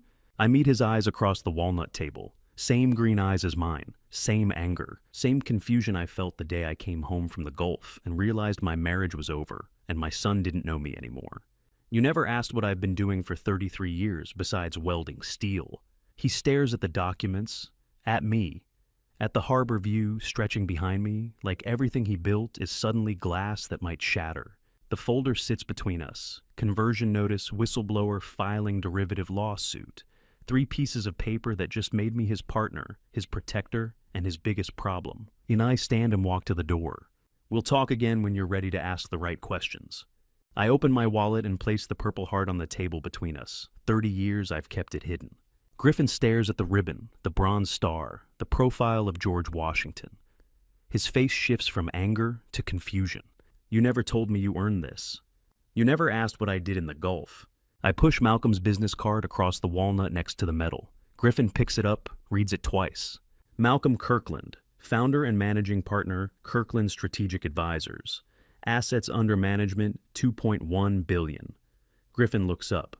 The whistleblower clause in my contract, Malcolm's attorney wrote it. You signed it without reading paragraph 7C. His hand tightens on the card. Who is he?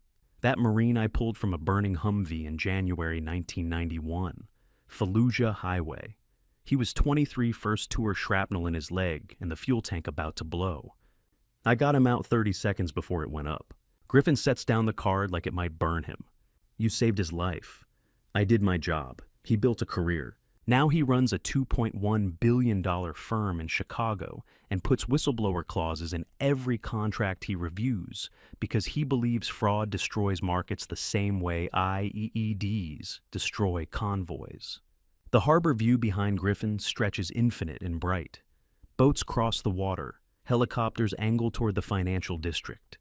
Life moving forward while my son sits frozen, realizing his father isn't who he thought. For 30 years, I've been two people the welder Griffin knows, and the veteran he doesn't. Today those halves finally meet. The forensic accountant, Griffin says quietly. The attorney who drafted the conversion notice. The derivative lawsuit filing. That wasn't just you. Stuart Harrington funded the legal team. His father was the Marine I carried 8 miles through the desert when his leg got infected and medevac couldn't land. Stuart runs a $6 billion ESG fund in Boston. He hates pump and dump schemes because they prey on retirees, the same retirees his fund is designed to protect. Griffin's breath comes shallow now. The Patek Philippe catches light as his hand shakes. How many people in your network? Enough. I lean back in the Herman Miller chair. 4 years in Desert Storm, 17 confirmed saves, 12 of them still alive, 6 of them run firms, 3 of them owe me their careers. All of them believe fraud is theft, and theft deserves consequences. His iPhone vibrates on the table. The screen lights up, wife. Griffin glances at me, then answers on speaker. Leora. Her voice comes through high and fast words tumbling over each other like she's losing control of the cadence. Hey, Daddy, he's manipulating you.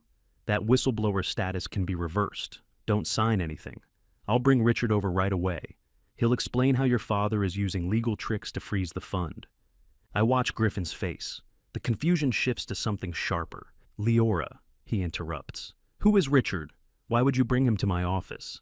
Silence on the line. 3 seconds, 5. Then Richard is he's a consultant, someone who can help unwind this situation. What kind of consultant? Corporate strategy. Griffin, please just don't sign anything until I get there with him. We can fix this. Griffin ends the call, sets the phone down, stares at it like the screen might hold answers. She's never mentioned Richard before, he says quietly. No, I agree, she hasn't. The room feels smaller now. The windows still show the harbor, the Statue of Liberty, the bridges connecting Manhattan to the world beyond. But inside this office, the walls are closing. I lean forward. I'm giving you 48 hours. Stop all pump and dump operations. Start refunding retail clients by Monday. I'll withdraw the SEC tip. It hasn't been processed yet. And if I don't, I let the SEC run the investigation. You go to federal prison, 12 to 20 years. Griffin stands, walks to the window, presses his palm against the glass like he's testing whether it's real. You're asking me to dismantle my entire business model in 2 days. I'm asking you to stop stealing from people who can't afford to lose their savings. The pump and dump cycles stop. The refunds begin. You rebuild using legitimate strategies, or you don't rebuild at all. I need more time, a week at least. You have 48 hours. How do you give your son an ultimatum that could send him to prison and still call it love? You tell yourself it's the only way to save him. You tell yourself prison would destroy him, but letting him continue the fraud would destroy 2,800 families.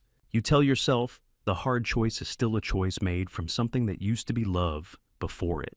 Got buried under 30 years of silence and resentment in boots that didn't belong at Plaza Hotel galas. Griffin turns from the window. His face is pale, the Brioni suit suddenly looking too big on his frame. What if I can't stop it? What if the operations are too embedded? What if Leora... He stops, swallows. What if I'm not the one controlling it? Then you shut down the fund entirely and cooperate with the SEC. You take the plea deal. You serve 18 months instead of 20 years. But you don't let your wife drag you deeper into something you didn't build. I stand and collect the Purple Heart from the table, slide it back into my wallet next to the 3 questions I wrote this morning. The folder with the conversion document stays on the walnut surface. 48 hours, I repeat. Malcolm will be monitoring fund activity. Stewart will be watching the refund processes. If you try to move assets offshore or liquidate positions to hide evidence, I'll know within 30 minutes. Griffin says nothing, just stares at the folder like it's a bomb that already detonated. I walk to the door. My hand touches the brushed steel handle. Then I turn back. "Oh, son, ask your wife who Richard is." Look into her eyes when she answers. The signal notification arrives at 11:47 p.m., 73 minutes of audio file, size 89 megabytes sender, blocked ID. I sit on the edge of the hotel bed in room 412 and stare at my phone screen. The download bar fills slowly, hotel Wi-Fi struggling with the file size. A second message appears, package delivered, 73 minutes, complete. Malcolm's analyst. The recording device planted in the orchid vase on Griffin's UES penthouse mantle 3 days ago. Operating under New York one-party consent, because the analyst was authorized by Building Management for environmental monitoring. Legal, clean, comprehensive. The download finishes at 11:51. I tap the file. Timestamp started 10:30 p.m. Friday ended 11:43 p.m. Friday, 13 minutes ago. My son just finished a meeting I wasn't invited to less than 12 hours after I gave him the 48-hour ultimatum. I text back to the blocked ID received. Will listen at 0300. Malcolm said the device would capture everything. Conference quality audio voice isolation, timestamp verification. I'm not ready to hear my son plot against me. Not yet. I set the phone on the pressboard desk and look out the 9th floor window at Hell's Kitchen below.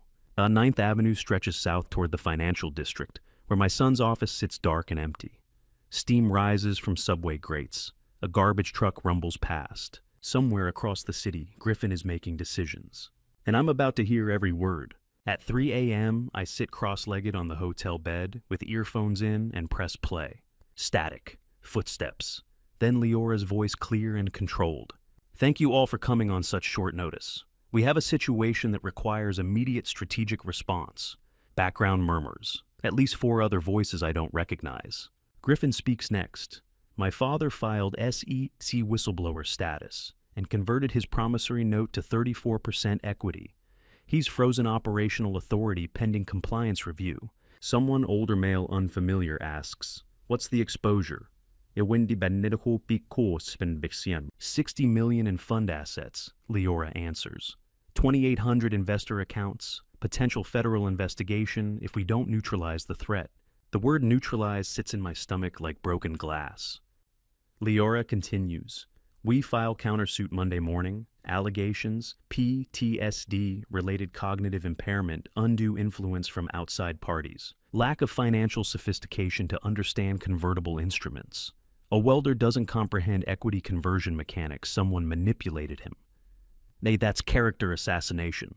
A younger voice objects. "That's legal defense," Leora counters.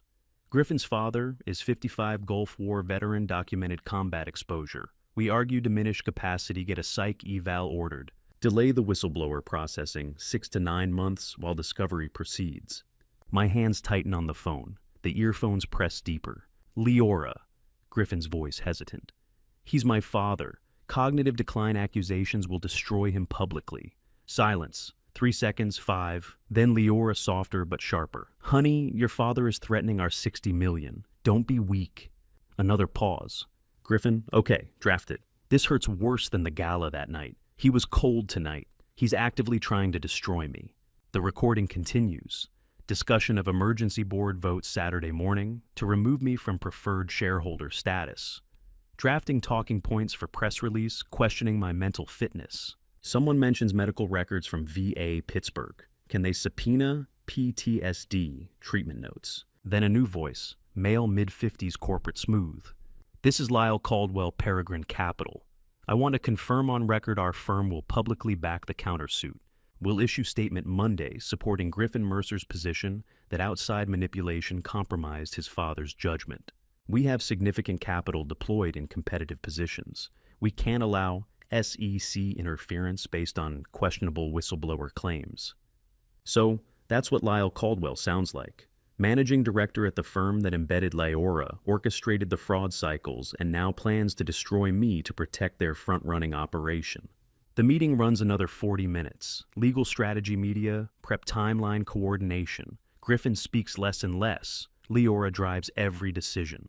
At 71 minutes, she says, Griffin and I will handle the family angle. Lyle handles press. Legal team files Monday 9 a.m. Southern District. Any questions? None.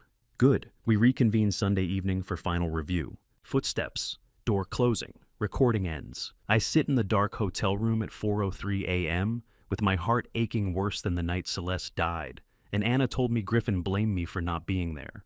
12 years ago, my daughter said, Dad, he won't come back until he loses everything and realizes you were right all along. I pull my wallet from the nightstand. Inside, next to the Purple Heart and the 3 questions I wrote yesterday morning, sits Celeste's sealed envelope. Cream cardstock, my name in her handwriting. Instructions written the week before she died. Open when Griffin needs to remember who his mother was. The envelope feels like a stone in my wallet. 12 years she's been gone, and she knew this day would come. I set it on the bed next to my phone. Then I open my notebook, the same one I've been using since week 1, and write in block letters. Let him lose everything before he comes back. Anna warned me 12 years ago. At 4:15 a.m., I call Malcolm. He answers on the first ring. Brother, what happened? Run plan B. I say, SEC conference Wednesday. Invite media. I'm going on stage.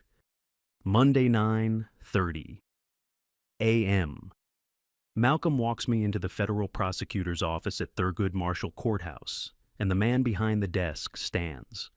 I recognize the scar on his left hand before I recognize his face. Vernon Townsend, 55, now gray, at the temple's wire-rimmed glasses, replacing the combat goggles I remember. Federal prosecutor, Southern District of New York. Former Marine JAG who took shrapnel in Kuwait 1991 when an IED hit his transport convoy. I pulled him from the wreckage and packed the wound in his left hand while we waited 40 minutes for medevac under incoming fire. The scar runs from his thumb to his wrist, white against dark skin raised tissue that never quite healed flat. Sergeant, he says, extending that same scarred hand. It has been 31 years. Malcolm told me what your son did. I am taking this case personally. I shake his hand. The grip is firm, steady, the hand of someone who learned to write again after nerve damage nearly ended his law school dreams. Vernon, you do not have to do this because I pulled you out of that Humvee. He gestures to the chairs. Malcolm and I sit. Vernon returns to his desk and opens a folder marked Mercer Capital Fund, Confidential. I am taking it because pump and dump schemes destroy retail investors who cannot afford the losses. That happens to be the crime I have built my career prosecuting. He slides a document across the desk. Malcolm provided forensic evidence Friday. SEC Enforcement Division is coordinating with my office for Wednesday conference. You will testify as formal witness. I scan the document. Federal criminal complaint against Griffin Mercer, Leora Mercer, née Bloom Lyle Caldwell, and Peregrine Capital Management. Charges securities fraud, wire fraud. Conspiracy to defraud investors. My son's name in black ink on federal charging documents. Vernon continues. From Wednesday 2 p.m. Eastern, I will have staff escort you from this building if Leora or Griffin approaches. Lyle Caldwell has already been subpoenaed. He will not attend voluntarily. What about Griffin? He will attend. His attorney filed notice this morning. They are cooperating pending discovery review. Malcolm speaks for the first time since we entered. He does not know about the recording yet. Vernon nods. We will introduce it Wednesday as evidence of conspiracy to obstruct federal investigation. The cognitive decline countersuit becomes Exhibit A. I sign the witness statement and slide it back across the desk. 3 brothers from the Gulf. Malcolm saved. Vernon saved, and now both are saving my son, who does not know they exist. At 2 p.m., I sit in Malcolm's Chicago office on a video call while his analyst presents the forensic report. The analyst is younger, maybe 35, wearing a headset and sitting in front of 3 monitors. Her voice is clinical, detached. The tone of someone who has delivered bad news so many times it no longer registers as emotion. 2-year affair documented, she begins. 4 seasons, New York, Palm Beach, Aspen. Always under aliases, Leora uses Rebecca Morton. Lyle uses David Fletcher. The screen fills with hotel receipts. timestamps, credit card charges under the fake names cross-referenced with Leora's known location, data from her phone, GPS. Malcolm leans forward. Every hotel stay coincides with Griffin's out-of-town investor meetings. She knew his schedule. The analyst clicks through surveillance photos. Leora and Lyle entering the Four Seasons lobby in Manhattan. Leora and Lyle at a Palm Beach restaurant table, hands clasped across white linen. Leora and Lyle stepping into an elevator at the Aspen St. Regis, her hand on his lower back. "And how long have you known about this?" I ask Malcolm. "Since Thursday. I wanted complete evidence before telling you." The analyst continues. Pattern analysis shows Leora introduced Lyle Caldwell to Griffin 3 years ago as a business consultant. That introduction happened 2 months before their engagement. The email records suggest Leora and Lyle had known each other for 5 years. Prior they met when Leora was working at a Tel Aviv financial advisory firm that Peregrine Capital acquired in 2017. 5 years before the marriage, 2 months of courtship, 3 years of fraud. The analyst pulls up another document. The prenuptial agreement has a trigger clause buried in Section 12, subsection F. If Griffin Mercer is prosecuted for financial crimes resulting in criminal conviction, 51% of his personal assets automatically transfer to Leora Mercer. U.S. Penthouse Rolex Collection. Private jet fractional share offshore accounts in Cayman. I stare at the screen. Who writes a prenup like that? Malcolm's voice is quiet. Someone who knew prosecution was coming. How do you tell your son that his wife planned to destroy him before she ever said "I do"? You do not tell him. You let the federal prosecutor lay it out in a courtroom with exhibits and witness testimony and forensic evidence that cannot be denied. You let him see the hotel receipts and the alias names and the prenup clause that was always meant to strip him of everything he built. You let him realize that the woman he married was never his wife. She was an intelligence operative embedded by a rival firm to steal his strategies, frame him for fraud, and walk away with half his assets when the trap finally closed. The analyst closes her laptop. "Sir, your son was not just scammed in business. He was scammed in marriage from day one. Lyle is the handler. Leora is the asset." Tuesday, 6 p.m. Malcolm spreads the talking points across the war room table and says we have 18 hours to finalize this. The Willis Tower conference room fills with evening light. Chicago stretches 67 floors below the city, where my brother from the Gulf built a $2.1 billion firm and inserted the whistleblower clause that started everything. The table holds coffee cups, 3 laptops, and enough evidence folders to destroy my son's career.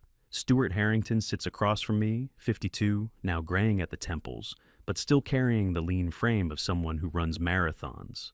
Fund CEO based in Houston. $6 billion ESG portfolio focused on retiree protection. The same Marine whose father I carried 8 miles through desert heat in 1991 when his leg got infected and medevac couldn't land. He flew in this morning just to help coordinate the final strategy. Vernon appears on the video screen, his scarred left hand visible as he adjusts the camera angle from his Manhattan office. "The SEC chair confirmed you have 7 minutes, Vernon says. "Opening statement evidence submission, then surprise Q and A if Stewart's contact delivers." Stewart nods. "I coordinated the surprise Q and A slot with the SEC chair. We served together in a 1991 Treasury Fellowship. He owes me. 3 brothers from the Gulf, one network built over 33 years of keeping in touch, showing up at weddings, attending funerals, remembering that brotherhood outlasts combat. They're doing this for me, for Griffin, for the families who lost everything." Malcolm slides a draft across the table. Statement draft. "Opening identifies you as co-owner and whistleblower. Core facts, dollar amount, victim count, Cayman embezzlement the affair, Peregrine involvement. Closes with evidence submission directly to SEC chair on live camera." I read through it twice. The words are clinical, precise, devastating. Each sentence strips away another layer of the life Griffin built, or thought he built, before Leora embedded herself in it. "This destroys him publicly," I say. "Yes," Malcolm agrees. "It also protects 2,800 families." Stewart leans forward, his voice quiet. "Brother, if there's anything to say to Griffin before tomorrow, today is last chance." I pull out my phone and call Griffin's number. It rings 6 times. Voicemail. His voice on the recording sounds confident, professional, completely unaware that in 18 hours, his world ends. I hang up and text instead, "Tomorrow 2 p.m. bring Richard. Bring your wife, I will be on stage." The message shows delivered. Read receipt appears after 30 seconds. No response. Malcolm pats my shoulder. "Get some rest. Tomorrow changes everything." I don't sleep that night. Just lie in the Hell's Kitchen hotel room with Celeste's sealed envelope on the nightstand and the Purple Heart in my wallet, thinking about what it means to save someone by destroying everything they believe about themselves. Wednesday, 2:15 p.m. I step onto the stage at Javits Convention Center, Grand Ballroom. 600 attendees fill the space: SEC enforcement officials, federal prosecutors, financial journalists, compliance attorneys from every major firm in Manhattan. The ceiling soars 40 feet overhead. CNBC cameras position left and right, red recording lights steady. Bloomberg feed runs live on monitors mounted above the exits. The SEC chair just finished his keynote on market integrity enforcement priorities. Gray-haired mid-60s, carrying the authority of someone who has sent traitors to prison for less than what Griffin's fund has done. He returns to his front row seat as I approach the microphone. The ballroom goes quiet.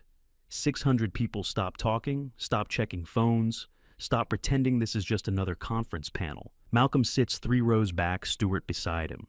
Vernon stands near the side entrance with 2 federal marshals in dark suits. In the back row, I spot Griffin Brioni, suit, white shirt, no tie. Stone-faced. Leora sits beside him in black Chanel legs, crossed expression, unreadable. 3 seats away, Lyle Caldwell checks his phone, like this has nothing to do with him. I adjust the microphone. The sound system hums. My hands are steady. Same steadiness I felt in the Gulf when lives depended on not shaking. My name is Desmond Mercer. I am 34% co-owner of Mercer Capital Fund and SEC whistleblower number 2, 1F-2024. I am here to submit evidence of fraud. The CNBC ticker updates along the bottom of the monitor screens. Breaking Mercer Capital whistleblower, father of CEO. Over 18 months, Mercer Capital operated pump and dump schemes totaling $60.4 million in damage across 2,847 retail investors, most of them retirees who cannot afford the losses. I pull the evidence folder from my jacket and hold it up so the cameras catch it. The CEO's wife embezzled $485,000 via Cayman Shell Company while conducting a 2-year affair with Peregrine Capital, managing director, leaking proprietary strategies to our competitor. Peregrine Capital is now under parallel Southern District investigation for front-running and market manipulation. I am destroying my son in front of 600 people and 2 television networks, and it is the only way to save him. The ballroom remains silent. No one coughs, no one shifts in their seats. CNBC cameras stay locked on me. A journalist in the second row types frantically on her laptop. I walk down from the stage and approach the SEC chair in the front row. He stands and accepts the folder, his expression neutral, but his eyes sharp. This contains forensic accounting records, wire transfer documentation, call logs, hotel receipts, email headers, and audio recordings of conspiracy to obstruct federal investigation. I say, all evidence is time-stamped and chain of custody verified. The SEC chair nods once. We'll review this immediately. He returns to his seat. I turn to face the ballroom. 600 people stare back, some shocked, some calculating the implications, some already drafting headlines. In the back row, Griffin stands. His face is pale, jaw tight, his hands clenched at his sides. But he says nothing. No objection, no defense, no fight. Leora grabs her purse and flees toward the exit heels, clicking on the ballroom floor. Lyle Caldwell rises and follows her, but 2 federal marshals step in front of the door, blocking it with their bodies. Vernon moves behind them, holding subpoena documents in a leather folio. The arrogance is gone. I look at Griffin across the ballroom, across 60 feet of Manhattan's financial elite, watching his empire collapse in real time. Across 32 years of silence and resentment and choices that led us here. For the first time in 32 years, his eyes lack arrogance. I exit Javits through the back service door at 2:45 p.m., and Malcolm is already on his phone. The dominoes are falling faster than we planned. The service corridor is concrete and fluorescent lights delivery workers, wheeling equipment carts, catering staff, clearing lunch setups. Malcolm hangs up and turns to me. SEC just suspended trading. Vernon froze the Cayman accounts. It is happening. We step into afternoon Manhattan sunlight. Midtown traffic flows steady. Horns, sirens. The city moving forward like nothing just ended inside that ballroom. My phone vibrates. Text from Vernon. Lyle in custody. Federal marshals have him at Foley Square, not cooperating. Malcolm's phone buzzes. He reads the screen and shows me, Peregrine CEO fired Lyle 37 minutes ago. Press release says effective immediately for cause. 37 minutes. The machinery Vernon promised would take 9 hours to process everything is moving faster than any of us expected. We walk 3 blocks to Malcolm's rental car. Black Suburban parked in a loading zone. Inside, he pulls up Twitter on his phone. Hashtag trending number 1, hashtag Mercer Capital. Second, hashtag whistleblower father. CNBC loops my speech. The footage shows me handing the evidence folder to the SEC chair. Camera zooms on Griffin standing in the back row, frozen pale, silent. How long before the fund collapses completely, I ask. Malcolm starts the engine. SEC suspension kills liquidity within hours. Investors will file redemption notices by morning. The fund is dead. Question is whether Griffin cooperates or fights. We drive back to Hell's Kitchen in silence. At 4 p.m., I sit in room 412, while Malcolm coordinates with Vernon and Stewart via conference call. The tactical machinery I built over 6 weeks is executing exactly as designed. But watching it happen feels different than planning it. I built the dominoes for 6 weeks. It takes 9 hours for them all to fall. At 6:15 p.m., Malcolm's phone buzzes with a photo. He shows me the screen, Leora at JFK Terminal 4, pulling a silver carry-on, wearing sunglasses and a black coat. Airport security camera, timestamp 1811. Dubai flight, Malcolm says. Boards in 40 minutes. I stare at the photo. She's running, leaving Griffin behind with the wreckage while she flees to a country with no extradition treaty. At 6:47, Malcolm receives another text. He reads it and closes his eyes. Federal marshals took her at the gate. Wire fraud and embezzlement charges. Vernon had the warrant ready. My phone vibrates. Text from Vernon. Leora Mercer in custody. Dubai flight departed without her. At 8:30 p.m., Malcolm's analyst sends a financial alert. Griffin discovered Leora withdrew $280,000 from joint personal account. Last 2 hours. ATM, withdrawals wire, transfers cash, advances. She drained it before attempting to flee. $280,000. The last money she could steal before the trap closed. She planned to leave him with nothing, not even the illusion of loyalty. Malcolm sits across from me at the hotel desk. Outside, night settles over Hell's Kitchen. 9th Avenue glows with neon signs and streetlights. News helicopters are circling Griffin's building, Malcolm says. Reporters camped in the lobby. He cannot leave without being mobbed. Where is he now? UES penthouse. Alone. Leora's attorney sent divorce filing electronically at 7:40 p.m. She is cutting him loose while she is in federal custody. I think about Griffin sitting in that Central Park View penthouse, every window showing him a city that just watched his empire collapse on live television. His wife arrested, his funds suspended, his name trending as the CEO whose father exposed him for fraud. Everything stripped away in 9 hours.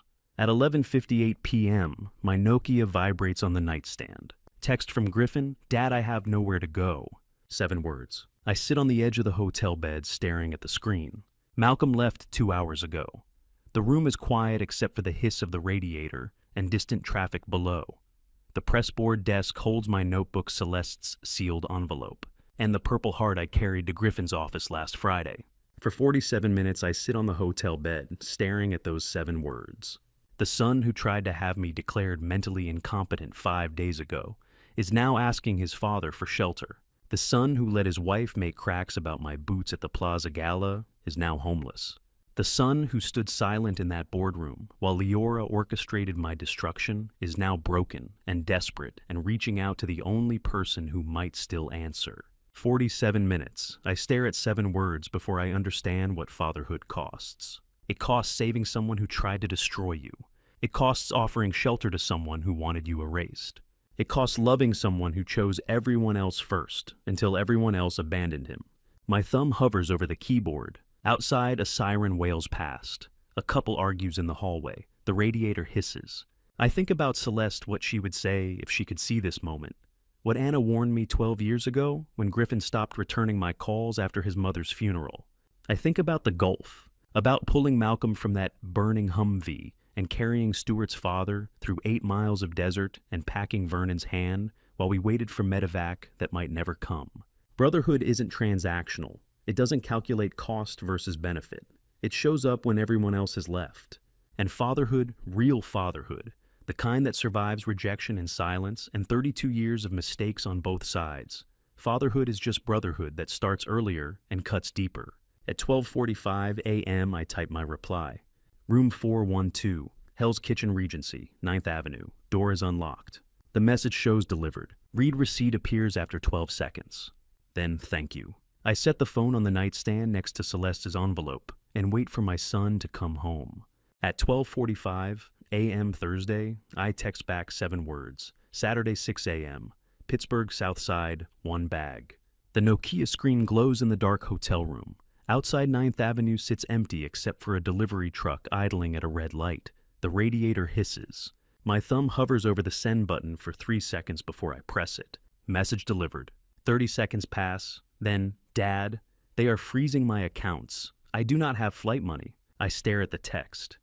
Griffin Mercer, the son who ran a fund valued at $48 million 6 days ago, cannot afford a plane ticket home. I type Amtrak Penn Station's $78 one-way ticket Pittsburgh. I know you have $78. Check your old jacket pocket. The one he wore to Celeste's funeral 12 years ago. Navy blazer with brass buttons. I saw him fold 320s and 210s into the inside pocket before the service because he always kept emergency cash. They're a habit from college when his credit card got declined at a gas station in Connecticut, and he had to call me for help. Some habits survive even arrogance. The Nokia goes silent. No reply, no read receipt. I turn off the light and lie on the hotel bed fully clothed, staring at the ceiling, until gray dawn light fills the window. Saturday, 5:55 a.m. Griffin arrives at the Pittsburgh South Side welding shop gate. 5 minutes early. I stand outside with black coffee in a paper cup, watching him walk up the street. Wrinkled jeans, white t-shirt, navy blazer, the same one from Celeste's funeral. Canvas duffel bag slung over his shoulder. No Brioni suit, no Patek Philippe, no leather briefcase. His face is unshaven eyes, red-rimmed, like he hasn't slept since Wednesday. He stops 10 feet from the gate. We look at each other across the morning cold. Neither of us speaks. I drain the coffee crush the paper cup and toss it in the oil drum by the fence. Then I unlock the gate and pull it open. The metal screams on rust-seized rollers. Inside, the shop smells like iron dust and cutting oil and 30 years of 12-hour shifts. The welding table sits in the center, scarred and pitted. 3 industrial brooms lean against the back wall next to bags of accumulated metal shavings that need sweeping. I pick up a broom and dustpan, throw them to Griffin. He catches them, looks at me, looks at the broom, does not ask why. I point to the 3 bags of iron dust near the grinder station. Let's start there, I say. Work your way to the loading bay. When you finish, there are 2 welding masks on the bench. Put one on. Griffin sets down his duffel bag against the wall, picks up the broom, starts sweeping. He picks up the broom without asking why 32 years of arrogance gone in one night. I walk to the welding table and pull on my gloves. The torch ignites with a soft pop. Blue flame steady and hot. I position the first joint 2 pieces of angle iron that need to become a support bracket for a customer's loading dock repair. The arc strikes. Blue-white light floods the shop. Behind me, I hear the scrape of broom bristles on concrete, the soft clatter of metal shavings hitting the dustpan. Griffin working. For the first time in 32 years, we are in the same room doing the same kind of work. I weld 4 brackets. Griffin sweeps 3 sections. Neither of us speaks. The only sounds are the hiss of the torch, the scrape of the broom, and the distant rumble of Saturday morning traffic on the south side. At 9 a.m., I shut off the torch and nod toward the welding masks. Griffin puts his broom against the wall and picks up the second mask. It is old, scarred, the face shield scratched from years of sparks. He adjusts the headband and looks at me through the dark glass. I show him how to hold the torch, how to strike the arc, how to move steady and slow so the bead forms clean. He burns through the first joint, scorches the second. By the third attempt, he gets a bead that holds. By noon, his hands are blistered. He does not complain. We break for lunch. I hand him a sandwich from the cooler turkey and Swiss on white bread. Same thing I have eaten for 30 years. He eats it without comment. At 6:30 p.m., I turn off the welding flame for the last time. Griffin pulls off his mask. His face is streaked with soot hair, matted with sweat. The white t-shirt is gray with metal dust. He looks like I did at 25. I am cleaning the torch when he speaks. Dad, why Warren? I turn. I do not understand. Griffin sets the mask on the bench. A man named Warren in Texas called me at noon. Said he would be stopping by here next week. I told him I was not sure where I would be. He said you would know. The blue arc light shows both our faces for the first time as equals welder and apprentice father and son. I stand still, torch in hand. Warren, Texas. I do not know anyone named Warren. Malcolm is Chicago. Stewart is Houston, but his name is Stewart. Vernon is New York. The 17 confirmed saves from the Gulf. I know every name, every face, every scar. None of them are Warren. What exactly did he say, I ask. Griffin pulls out his phone, a cheap Nokia, not the iPhone that probably got seized with his other assets. He reads from a text, Warren Castellano calling regarding Desmond Mercer. Will visit Pittsburgh Southside shop next Wednesday 10 a.m. Please inform your father. Castellano. The name hits me like shrapnel, Celeste's maiden name. Her brother, my brother-in-law, who disappeared to Texas after her funeral and never returned my calls. Warren Castellano is coming to my shop after 12 years of silence. I set down the torch and look at Griffin. He is your uncle, I say quietly, your mother's brother. I have not spoken to him since the day we buried her. 7 days Griffin works 12-hour shifts at the welding shop and does not complain once. Saturday through Friday, dawn to dusk. The old electric heater barely cuts the November cold, but he never asks for warmer gloves. I give him increasingly heavy tasks, sweeping loading steel stock, sawing pipe with the band, saw grinding rough edges smooth with the angle grinder. At day 3, his back cannot take it. I see him wince when he bends to pick up a length of channel iron. He does not stop working. Day 5, his hands are swollen, blisters opened and bleeding through the cotton gloves. He wraps them with electrical tape and keeps welding. Day 7. Friday afternoon, he brings me a bowl of Quaker oatmeal at lunch. Just sets it on the welding table next to my coffee thermos. Steam rises from the bowl. He made it on the hot plate in the back office, added brown sugar the way I have always eaten it. First time in 20 years, he has done anything for me without being asked. I take the bowl, nod once. He nods back and returns to grinding. That night after we close the shop, Griffin sits on an old propane tank near the loading bay door. His face is streaked with soot t-shirt, gray with metal dust hands wrapped in fresh tape. Dad, he says quietly, how is it you taught me 32 years and I still did not know who you were? I set down the torch and pull off my gloves. Because I was afraid you only loved the version of me you imagined. He looks at the concrete floor between his boots. But what version was that? The one who did not wake up at 3 a.m. The one who did not carry 30 years of mistakes. The one who was just a welder and not a soldier who failed to save everyone. How do you teach a son for 32 years while hiding the part of you that still wakes up at 3 a.m.? You show him the broom and the torch and the steel. You teach him measurements and angles and how to strike a clean arc. You let him see the work, but not the scars.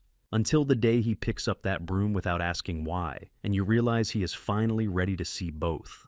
The following Saturday evening, Malcolm arrives from Chicago. We sit in my backyard under the patio heater with Iron City beer and burgers from the gas grill. November cold settles over Pittsburgh. The South Side glows across the river bars and restaurants, lighting up for Saturday night. Malcolm wears a flannel shirt and jeans, looking more like the Marine I pulled from that Humvee than the fund manager who runs $2.1 billion in Chicago. Griffin sits across from us. Cleaner now, freshly showered, but his hands still show the blisters and his face still carries the exhaustion of 7 days, learning what manual labor costs. For the first time in 30 years, the three of us sit together, father, son, and the brother from the Gulf who helped save the son from himself. Malcolm drinks his beer and tells the story I have never been able to tell. January 1991. He begins. Kuwait Highway 80. Our convoy hit an IED at 0400. The Humvee caught fire. Fuel line ruptured, flames spreading fast. Your father was in the vehicle behind us. Griffin leans forward. Malcolm continues. He pulled Vernon Townsend out first. Shrapnel in Vernon's hand, bleeding bad, but conscious. Then he came back for me. I had taken shrapnel till the leg could not move. He dragged me 20 feet from the wreck while the fuel tank was about to blow. The patio heater hisses. Somewhere down the block a dog barks.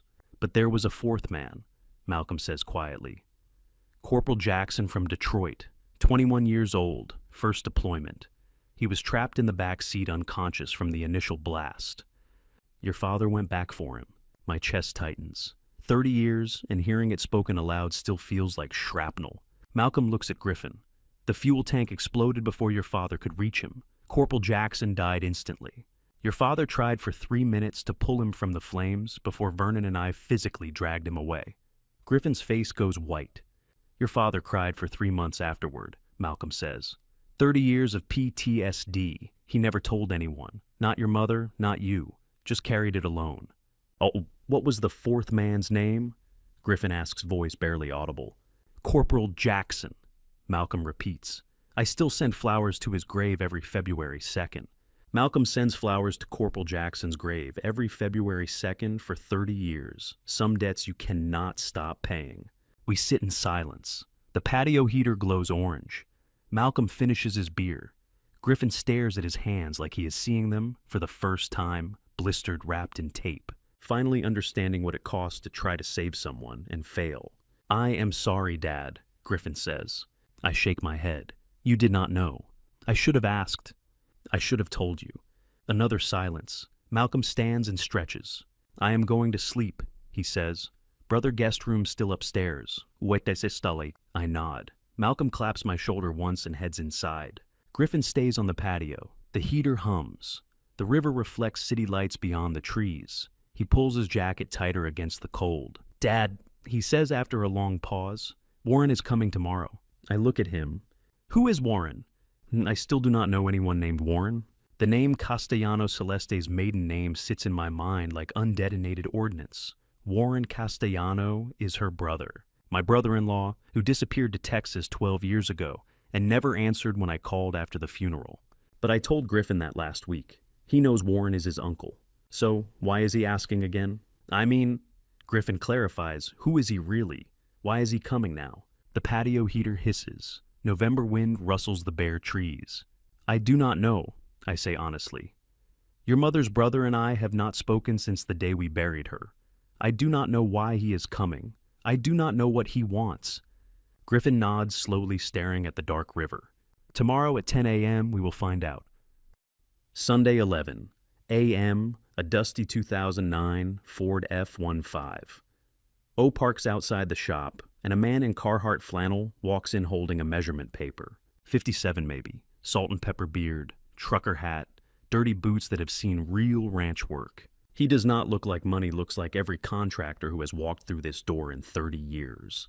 Need steel railings for my Texas ranch, he says. 120 linear feet.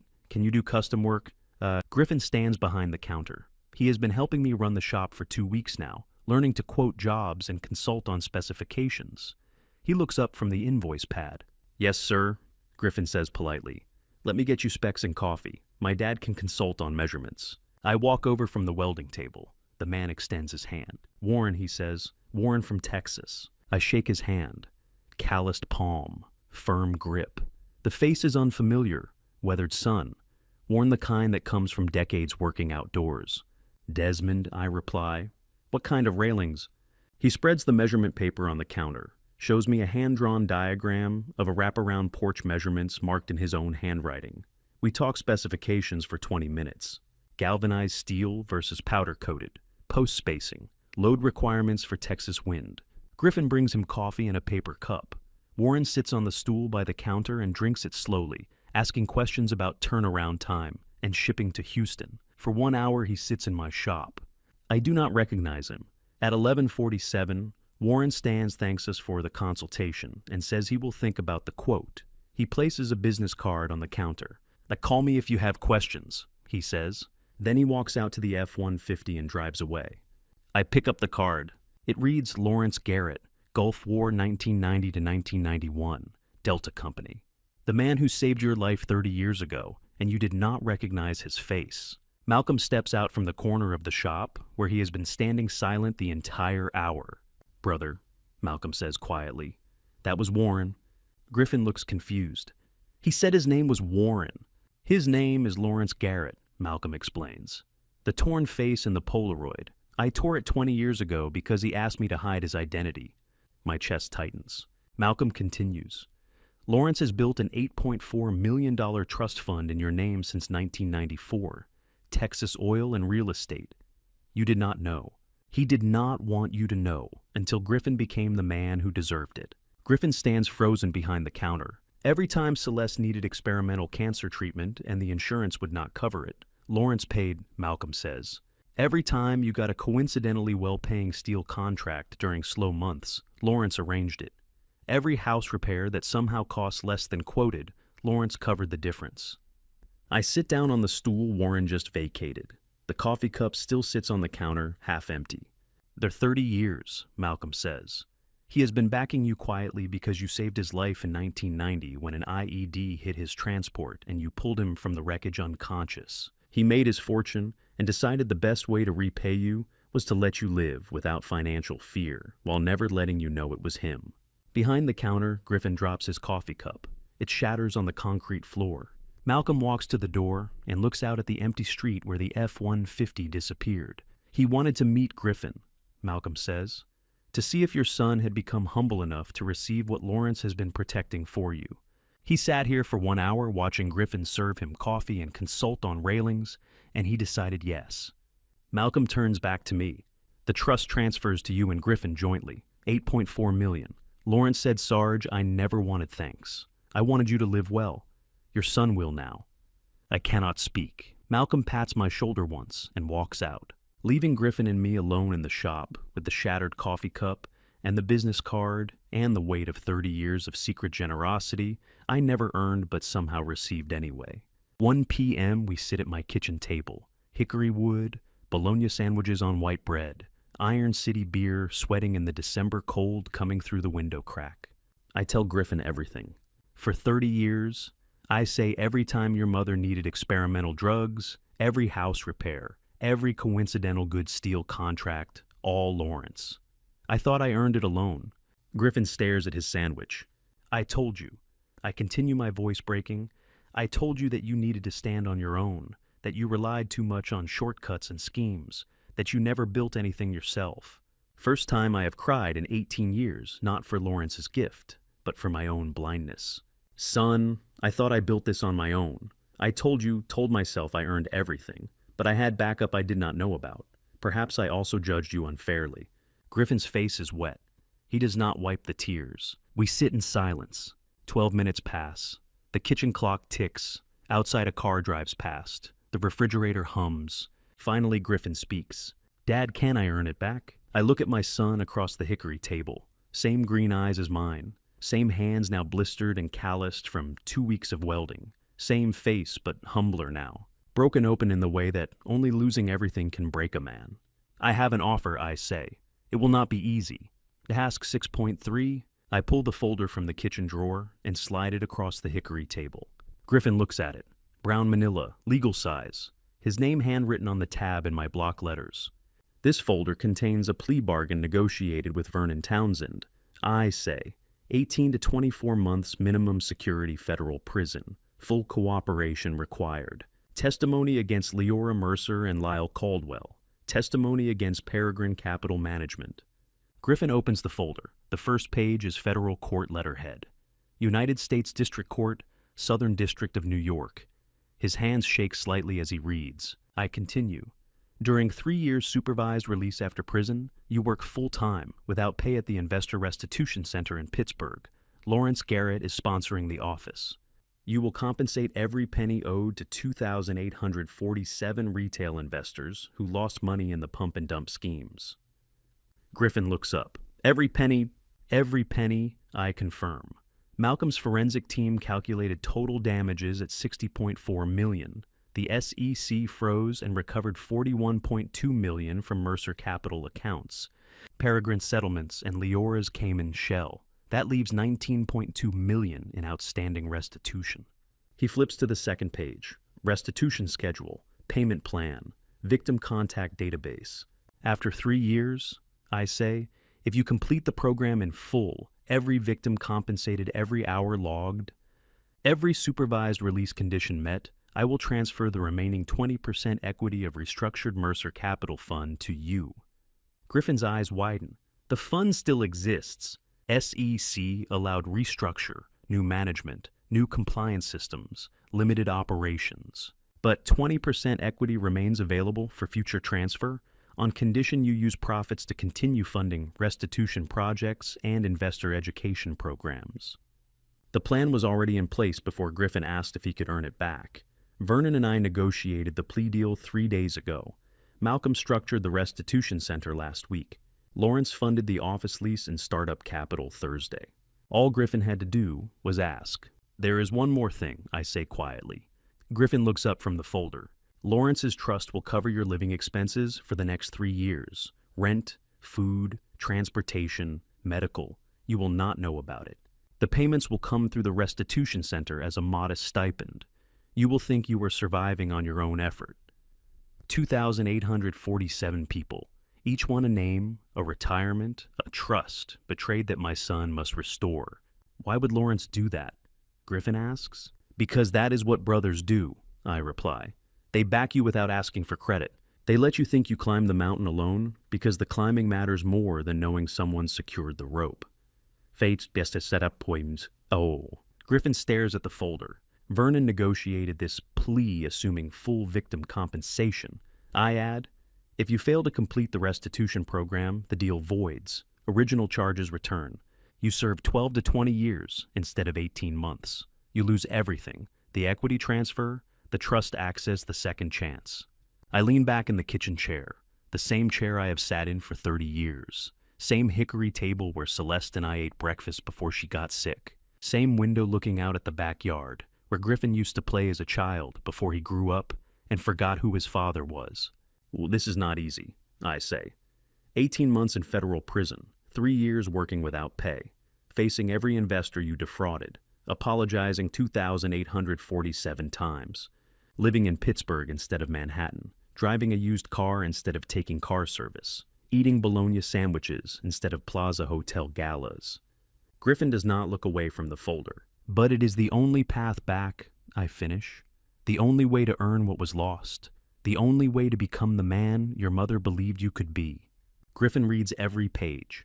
18 minutes of silence. I watch him read the plea agreement, the restitution schedule, the equity transfer conditions, the supervised release requirements, the victim contact protocols, the quarterly progress reports to Vernon's office. He reads it all.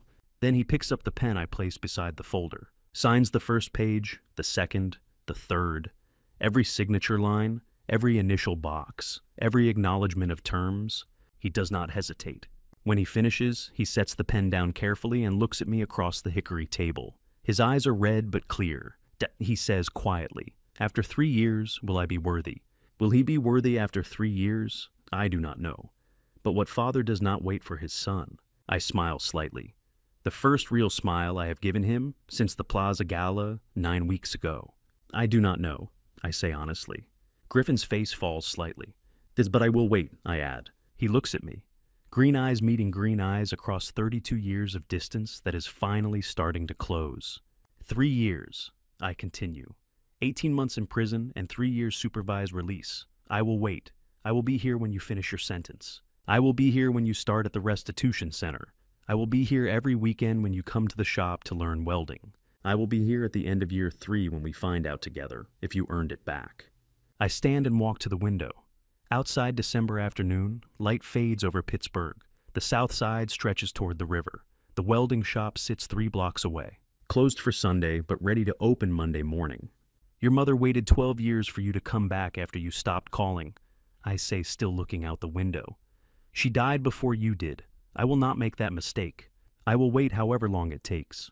Behind me, I hear Griffin stand, hear his chair scrape on the linoleum, hear him walk to where I stand at the window. Thank you, Dad, he says.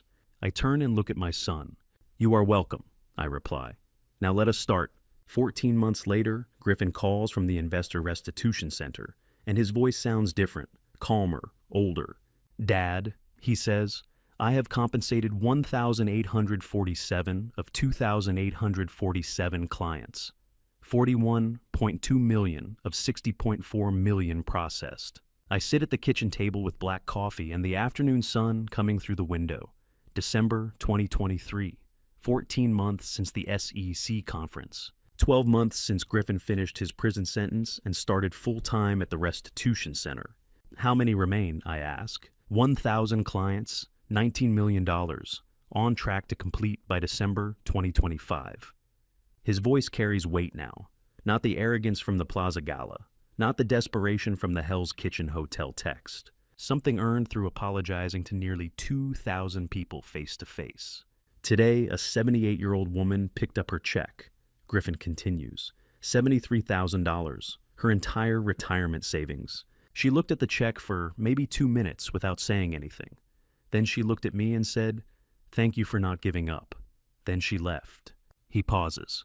I cried after she left. 20 seconds of silence on the phone line. I hear traffic in the background, the strip district where the Restitution Center sits. Griffin walks to work every morning from the studio apartment Lawrence's trust pays for without Griffin knowing. Son, I say finally, keep going. I will, he replies. See you Saturday at the shop. 6 a.m., bring the broom. He laughs quiet, genuine. Yes, sir. That night I open the safe in my bedroom closet. The envelope sits where I placed it 12 years ago. Cream card stock. My name in Celeste's handwriting. Instructions she wrote the week before she died. Open when Griffin needs to remember who his mother was. But I never opened it. Not when Griffin stopped calling after the funeral. Not when he got engaged to Leora. Not when I invested my life savings in his fund. Not even after the Plaza Gala, when he looked at my boots like they embarrassed him. I waited until now. The kitchen glows with warm yellow light. 9 p.m. Snow falls outside the window, dusting the south side in white. I sit at the hickory table and break the seal. 2 pages, handwritten. Her careful script filling every line. My love, if you are reading this, it means our boy has lost everything and has returned. I am sorry for keeping this secret 12 years, but I had to. I had a younger brother you did not know about. His name was Michael. He died when I was 19 before we met. Successful early, full scholarship to Princeton, investment banking internship at 21. He became arrogant toward our mother, dismissed her advice, stopped coming home for holidays because he was too important. My mother saved him by refusing to rescue him. When he asked for money, she said no. When he begged her to co-sign a loan, she said no. When he threatened to never speak to her again unless she helped, she said, "Then I will wait until you are ready to speak to me as a son and not as a beggar." He cut her off for 3 years. Then his firm collapsed in fraud. He lost everything. He came home broken. My mother fed him, sheltered him, helped him rebuild. But she never once said, "I told you so." She just loved him through the reconstruction. Michael died in a car accident 6 months later before he finished rebuilding. But those 6 months, he was the brother I remembered from childhood. Humble, grateful, real. And I learned from that. Our son will repeat the pattern because he is the child of us both, blood of people easily corrupted by success. He will become arrogant. He will reject you. He will need to lose everything before he remembers who raised him. Tough love is not punishment. It is the highest form of love. It is refusing to rescue someone from consequences they need to face. You, the quietest soldier who saved 17 men and cried for the one you could not save, you are the only one who can do it. I always knew. Wait for him, let him fall, then help him stand. I love you. Anna, she knew 12 years ago, sitting in that hospital bed, that our son would need to lose everything, and she knew I was the only one who could let it happen. I read the letter twice, fold it carefully, return it to the envelope, place it back in the safe next to the Purple Heart. Outside the window, snow falls over Pittsburgh. 6 months later, Memorial Day weekend, 2024, 4 men sit in my backyard around the Weber Grill. Green grass, Iron City beer in glass bottles, the smell of charcoal and steak, afternoon sun warm on our shoulders. Griffin tends the grill, 20 months into his restitution program, completed 2,200 clients, $14.3 million remaining. His hands are calloused from weekend welding. His face is tanned from walking to work instead of taking car service. He has lost the arrogance and gained something better: competence earned through humility. Malcolm sits across from me, telling a story about the Gulf War that makes Lawrence laugh. The three of us brothers from a war 34 years past, who still show up for each other's backyard barbecues. Griffin plates the steaks and serves us, takes his own seat last. He raises his Iron City bottle. And I want to say, Griffin begins, that none of this exists without my father. I look at him for 3 seconds. Then I smile slightly, the dry humor Celeste always said I save for moments that mattered. Well, I reply, it exists because you lost everything first. Do not get it twisted. Malcolm laughs. Lawrence nearly spits his beer. Griffin grins and shakes his head. From you would embarrass us too. I built this, you lost it. First the circle closes, not with victory, but with irony and grace. We eat steak and drink beer and watch the sun set over Pittsburgh. 4 men, 3 wars, 2 generations, 1 backyard. Sometimes the quietest father in the room is the one who has sacrificed the most. And the greatest sacrifice a father can make is not giving his son everything, but letting him lose it before giving it back. And to you listening to my story, remember this. The hardest battles a father fights are not in war zones, but in the quiet moments when love demands letting go. For 32 years, I thought strength meant protecting my son from every hardship. I was wrong. When Griffin stood in that Plaza Hotel ballroom and rejected me, I wanted to walk away forever. But Celeste knew better. She knew that sometimes saving someone means refusing to rescue them. Don't make my mistake of confusing protection with enablement. Real love sometimes looks like saying no. Family betrayal cuts deeper than any wound from war. But here is what I learned through this family story. Tough love is not punishment, it is the highest form of love. When your son or daughter loses their way, stepping back is harder than stepping in. Growth only happens when consequences become real. I believe God put me through this family betrayal to teach me what my wife already knew, that sometimes the greatest gift you can give someone is the dignity of earning their own redemption. That is the lesson of this family story.